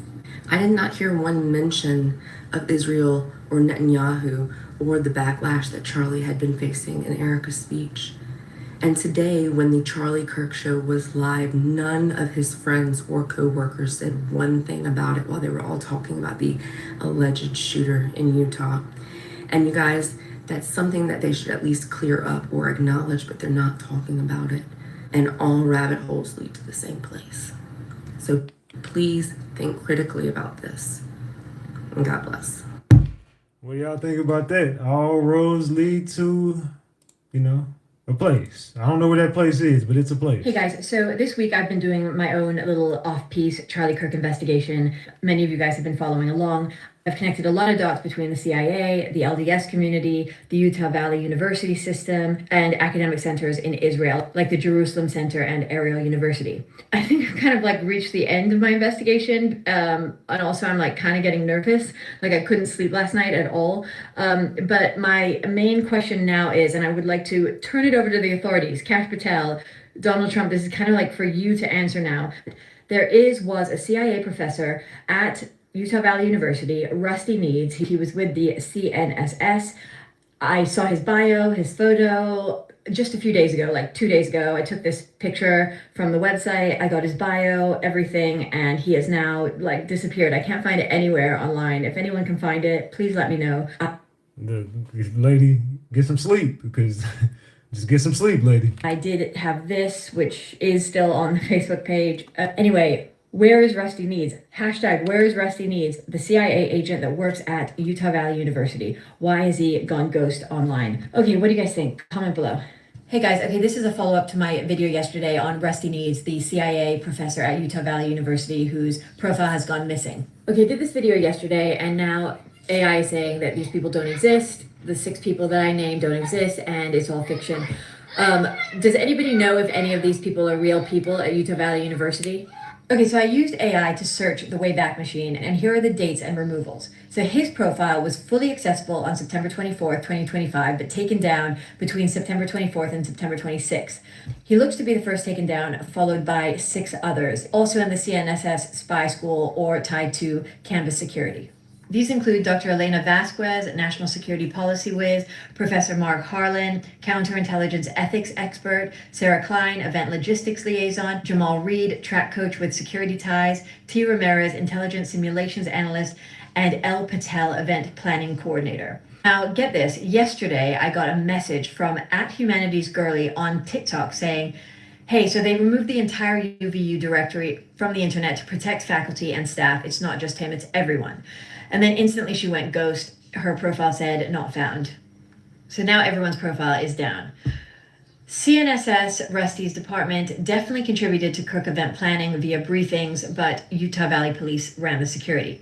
Also interesting is that at the same time that those 7 profiles were dropped from the website, President Tuminas quietly removed her significant ties to Zions Bank and Carnegie. What do you guys think? Comment below. Yeah, you doing they basically trying to tell you, lady, look, you digging a little bit too deep. Sit your ass down somewhere. Get you some sleep, because they watching your ass.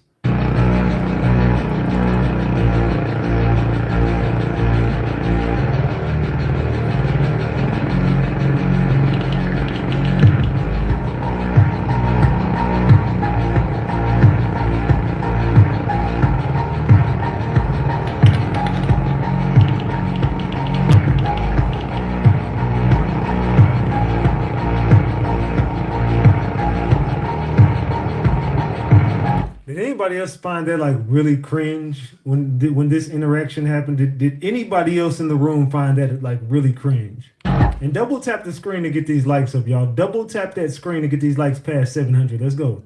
And we need $20 on the screen to get a honey bun. Let's go.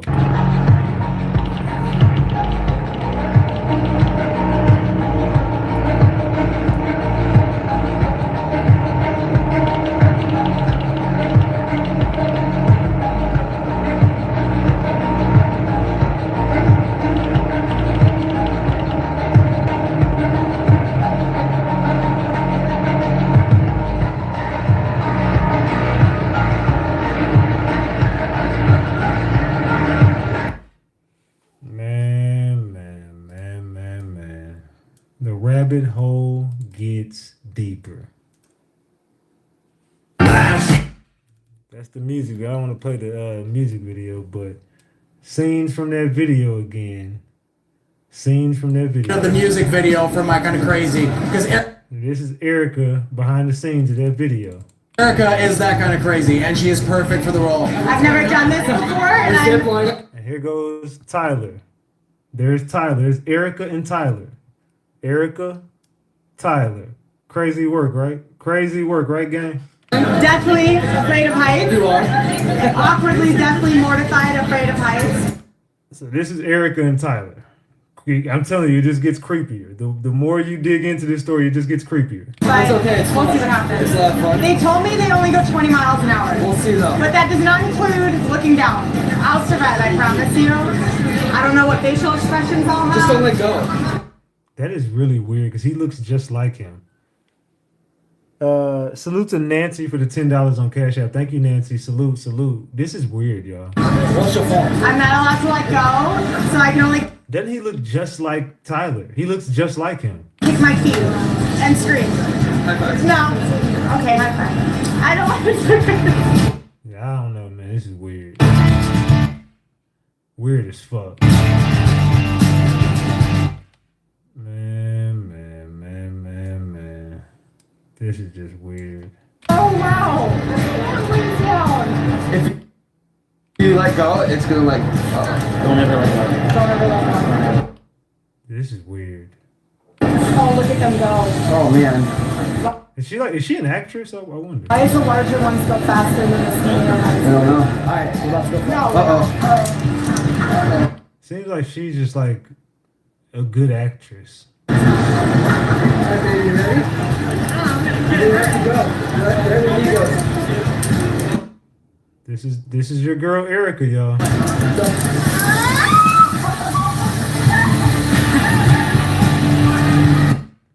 Yeah, this is weird. She just gives me cringe vibes. And then they got married in the video. Yeah, this is just all weird. Erika and Tyler. Yeah. Happily ever after, right? Erika and Tyler got married. Man.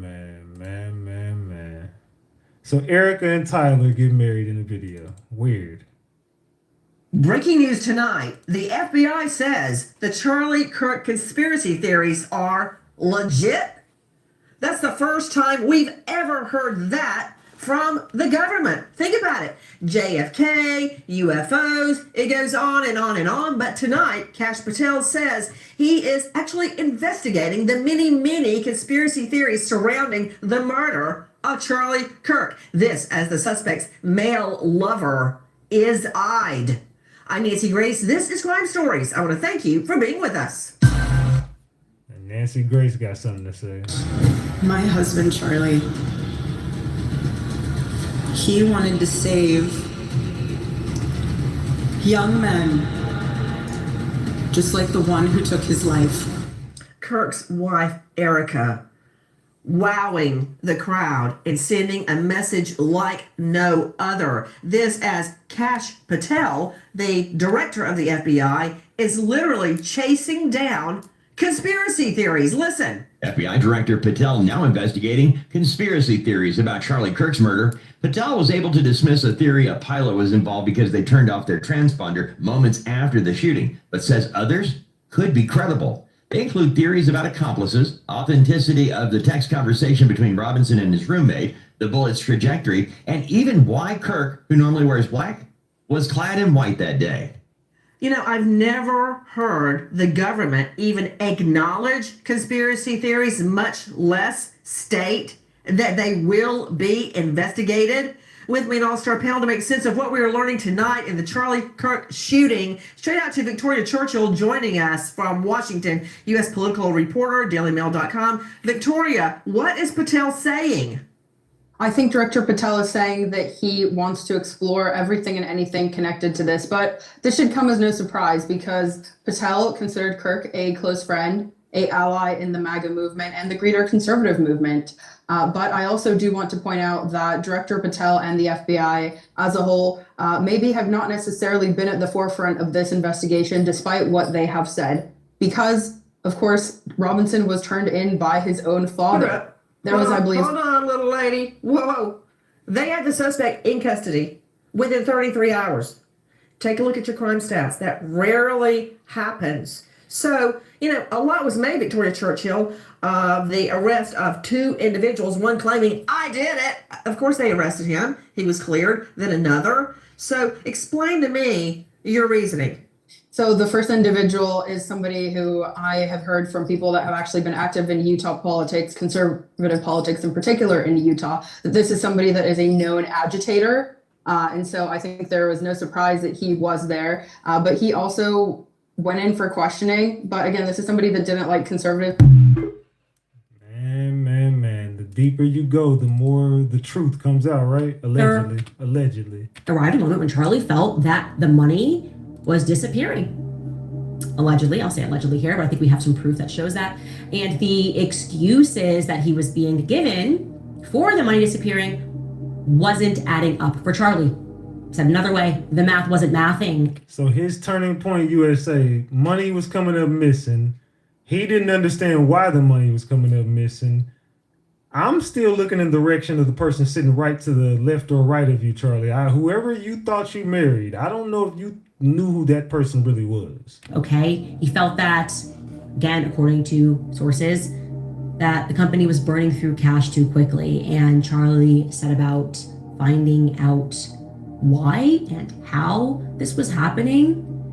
So on September 2nd, which is, of course, just 1 week before he lost his life, Charlie surprised the company by announcing that he was putting together a Doge department. Yes, a department of government efficiency like Elon Musk and Vivek Ramaswamy had set out to do. Trump won, they got behind him, right? They said, hey, there's a lot of pork. We don't know where this money is going. People are just accepting checks. Again, this is the whole purpose of the Department of Doge.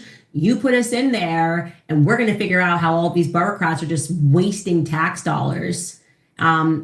Really kind of a nice way of saying we're going to conduct an audit of the government, right? That's the only way to look at what Doge was. It's an audit, and then you cut the fat and you see where the money's actually going. Don't listen to me, by the way, because we can read Charlie in his own words. This was a internal memo that went out, signed off by Charlie on September 2nd. I'm going to skip to the relevant portion. So Charlie did put his memo out, and he did. Hey, money came up missing. His wife ain't talking about it. He had issues with people before he passed. His wife ain't talking about it. Matter of fact, everyone's going on like he never said none of the shit he really said. Hey everyone, hope y'all are having a good Sunday. So wanted to make a quick video because this has been brought to my attention a couple of times now on my Twitter wall. People commenting about the sunglasses that the security guy that has the half sleeve, they basically said, hey, he's wearing the Meta Ray-Bans, and he actually went to record or take a picture of basically right over Charlie's body. So I looked at it and I was like, holy cow, they're 100% correct. He does. He goes down, and I'll impose the video right here. Take a look. he is going on the right hand side and he is touching this button. And what this button does, there's only one button. You hit it once, real quick, that is a picture. It takes a picture of whatever you're looking at, okay? If you hold it down just a little bit longer, it is going to record. To me, it looks like he hit the record button because it's actually a long push. So he definitely, and you can see the white light here, the white blink, that means you're recording. So I'll put that video right here, what you're looking at, but it's really nice because this, I mean, these are totally excessive. I mean, I just bought them because I thought they were cool, but you literally can get, it's this, if you're over something, you've got this kind of detail. If I'm running, you know, if I'm doing my head, it's got a nice stabilization. So they are really, really cool in terms of if you are walking around and you want to, you know, you need to catch something without having to pull out your phone, you can do it. And you'll know that someone, if you ever see these glasses and you want to know if someone's recording you, just look for the white light. So this is over here is the camera, here's the white light showing it's recording. But you can say things like, hey Meta, these are them. So good on whoever that was that spotted that out and kind of brought it to my attention, and I just happened to have the sunglasses. So without a shadow of doubt, I can say that the security guy with the half sleeve has some incredibly close up, if there is any question, you know, for authorities, if they want to see close up of Charlie's shirt, if they want to see anything in terms of evidence, these sunglasses captured it from the security guard. So hopefully the FBI is looking in that direction, or at least they'll go and ask him for that. All right. Good job, guys. And then from there, all you do is go into the Meta app and you'll download, you'll join the Wi-Fi of the sunglasses, and then you can easily just... It is going to record. To me, it looks like he hit the record. Yeah, that's the process of getting it downloaded, and then it just saves right onto your camera roll. So easy as that. Yep. So somebody got that damn footage, right? Somebody got some footage. Just like we've gone down every conspiracy theory rabbit hole, I think it's important that we go through all of them and address every single one. That way you guys don't have to send me these videos. So this one is by Johnny Midnight. He just put out this compilation of the Trigger Man, right? So we're going to talk about the Trigger Man in this one. And what's really unique about this one is the man is giving hand signals. So before I let this video play, I just want to kind of ask you guys a couple questions. Number one, does anybody have a consistent video that's all 3 or 4 minutes, 5 minutes actually, where you can actually see the timing of when he throws up the hand signals to exactly that it is a 5 minute, a 4 minute, a 3 minute, and he's literally counting down and then giving the signal and then allegedly detonating with the thing. Now the next thing I want to say is, can we get also multiple camera angles? Does anybody have a second camera angle to where you can see him, whatever's on his hand? It looks like he had some type of device on his hand that went around his wrist. It's really hard to see with all these really grainy videos. And then last but not least, I'll just say this, that if you're Mossad, if you're the most advanced military, operation in the world, that you literally have a branch of your military that specializes in assassinations, do you really think that you're going to need to have somebody with a device on his shoulder and this big blocky thing up here? Maybe it has something to do with sending the signal and to make sure that the signal goes and there's no interference. So you need to be in a line of sight. Maybe. I'm not an expert at this kind of shit, so I don't know. But my logic thinking would go, well, they're Mossad and they have an unlimited black ops budget and the most advanced technology in the world. Would they really need to have some dude in the crowd out there doing some type of weird detonation? I don't know, but this shit is so sus, and the fact that the FBI is not releasing the gosh damn CCTV footage really makes me think there's a lot more to this story than they're letting us on to believe. So let me know what you guys think. Drop those comments below. Check out this video by Johnny Midnight. Get the likes up, y'all. Get these likes up. Get the likes up. Awesome. Let's go. Keep going. Yeah. Let's just... As the Trigger Man is seen activating a remote detonator perfectly synchronized with the explosion. Yeah, I don't want to show him right here.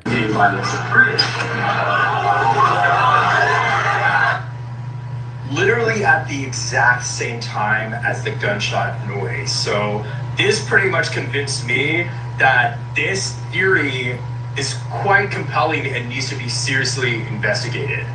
Coming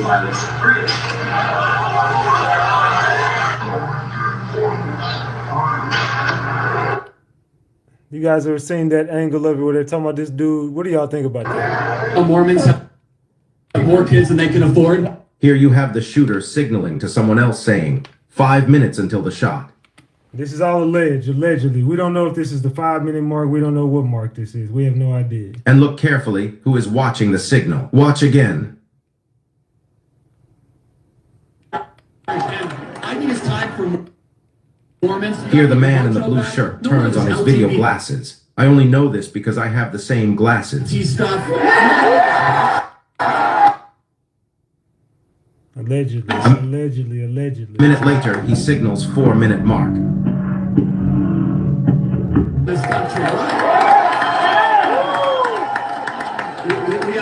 Here he looks over to see if Tyler Robinson is on the roof in position, then fixes the detonator on his left shoulder bicep. Allegedly. Look carefully at the bulge on his shoulder. I don't know. What do you guys think? I don't know. Around the world. I have my team is Mormon. Terrell's a Mormon. Andrew's a Mormon. Mormons are... So everything I say, everybody, I'm an evangelical Christian. The assassin now points his watch outwards. And we all know what happened after that. I don't want to show it. We all know what came shortly after that. We all seen it. We all saw what happened. We all saw what happened. Okay, this is something else I'm going to save. So we all saw exactly what went on in this Charlie Kirk situation, man. I don't want to get too deep into the rabbit hole on here. Like I said, I have a lot more. This is just like the PG version of what I do got. And there's a lot more that I want to talk about. And I just been holding off on doing that. But it's going to be one of those nights here pretty soon. To be honest, I might just end up saying fuck it and doing it tomorrow. I might not go live on YouTube tomorrow. I don't know. I might come over here for a little bit and just do some promo. And I might do like a nighttime exposing. And I'll expose everything and just tell y'all exactly what I've really been wanting to say to y'all. I just really can't say and speak freely. You know what I'm saying? I'm kind of like I'm kind of like silenced a little bit. Not much, but yeah, well, I ain't gonna lie. I am. I'm silenced a lot. It is what it is. They're not gonna let me be great. Not over here, shit. I'm gonna be out there. I gotta be.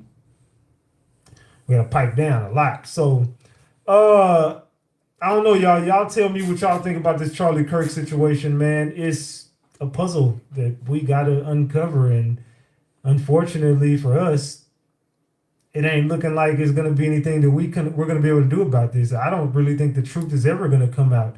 I think Tyler is in over his head. I don't know what he got himself into or what he gonna do about what he got himself into, but Tyler's in a fucked up position. And I say that because it's just better off if Tyler goes ahead and does something and they want him up out the way. There's no point of taking that to trial because we all know, well, I think that a lot of people believe that just ain't what we witnessed. I think a lot of people are like, bro, it's impossible. How does that dude get found guilty for that? I don't see it. Maybe you see it. I don't. I don't see how he goes down for the unaliving of Charlie Kirk. It just, to me, it's not. But then again, I've seen stranger things. I don't know what the fuck. I don't know, y'all. So tomorrow we'll probably pop out over here and then eventually go over to Kick, and then I'll drop my Kick link in here for the people, man. Drop my Kick link. We're probably gonna go over to Kick and do our damn thing probably tomorrow night, and I'll expose a lot more. We'll get more in depth on what trying to get out over here. So mods, drop my Kick link if you wouldn't mind. Drop my Kick link if you wouldn't mind. All right. So with that being said, I don't want to go too deep down the rabbit hole. I kind of want to end it right here on a good note. I kind of want to just be like, hey, look, I hope y'all understand where I'm going with it, but unfortunately, we can't discuss no further than what we've discussed in order for me to, keep my shit safe over here. So we'll get more in depth on Kick and that'll probably be tomorrow night. Most likely, I'm pretty sure it will be because you know what? No, I don't. You know what? Maybe not. I got some shit to do tomorrow. We'll see. We'll play it by ear. We'll see. Other news, Ratchet Gang. I know y'all been waiting on that album. It's like 85% done. It'll be done this week. I promise y'all. The whole thing will be finished this week. Y'all will get everything y'all been looking for. I will have that ready for y'all this week. It's releasing on Halloween. So although it'll be done and y'all be able to hear some shit from it, not fully releasing it till Halloween. So keep that above. We're not releasing that shit till Halloween. So y'all be ready to come over here. I also will be doing a giveaway on Halloween with the album release, because when we're releasing the album, we're gonna have some. I might just do a little dance contest for the ladies and probably do like a $500 prize or some shit. I don't know. That's what I'm thinking about. Probably doing like a $500 prize that night when the album drops. We'll see though. Ladies, get your costumes ready. Get ready to show out on Halloween too, because it's going down. I'm gonna do that. Probably do like a $500 prize. So I'll keep y'all updated on that. But the album's gonna be done. So yeah, everybody be safe out there. God bless all y'all. Everybody be safe out there. God bless everybody in the room, man. I love y'all more than y'all will ever know. This your boy Big Ratchet. That's Ratchet Gang, and this is Ratchet TV. Also, I want y'all to get in that comment section. Let me know what y'all think. I don't want to do too much or say too much. In my opinion, just don't worry about it till we get over on Kick. I'll kind of go further tomorrow night or whenever I do it. It'll probably be tomorrow, but I got to put some shit together. But, you know, I really got a live ready.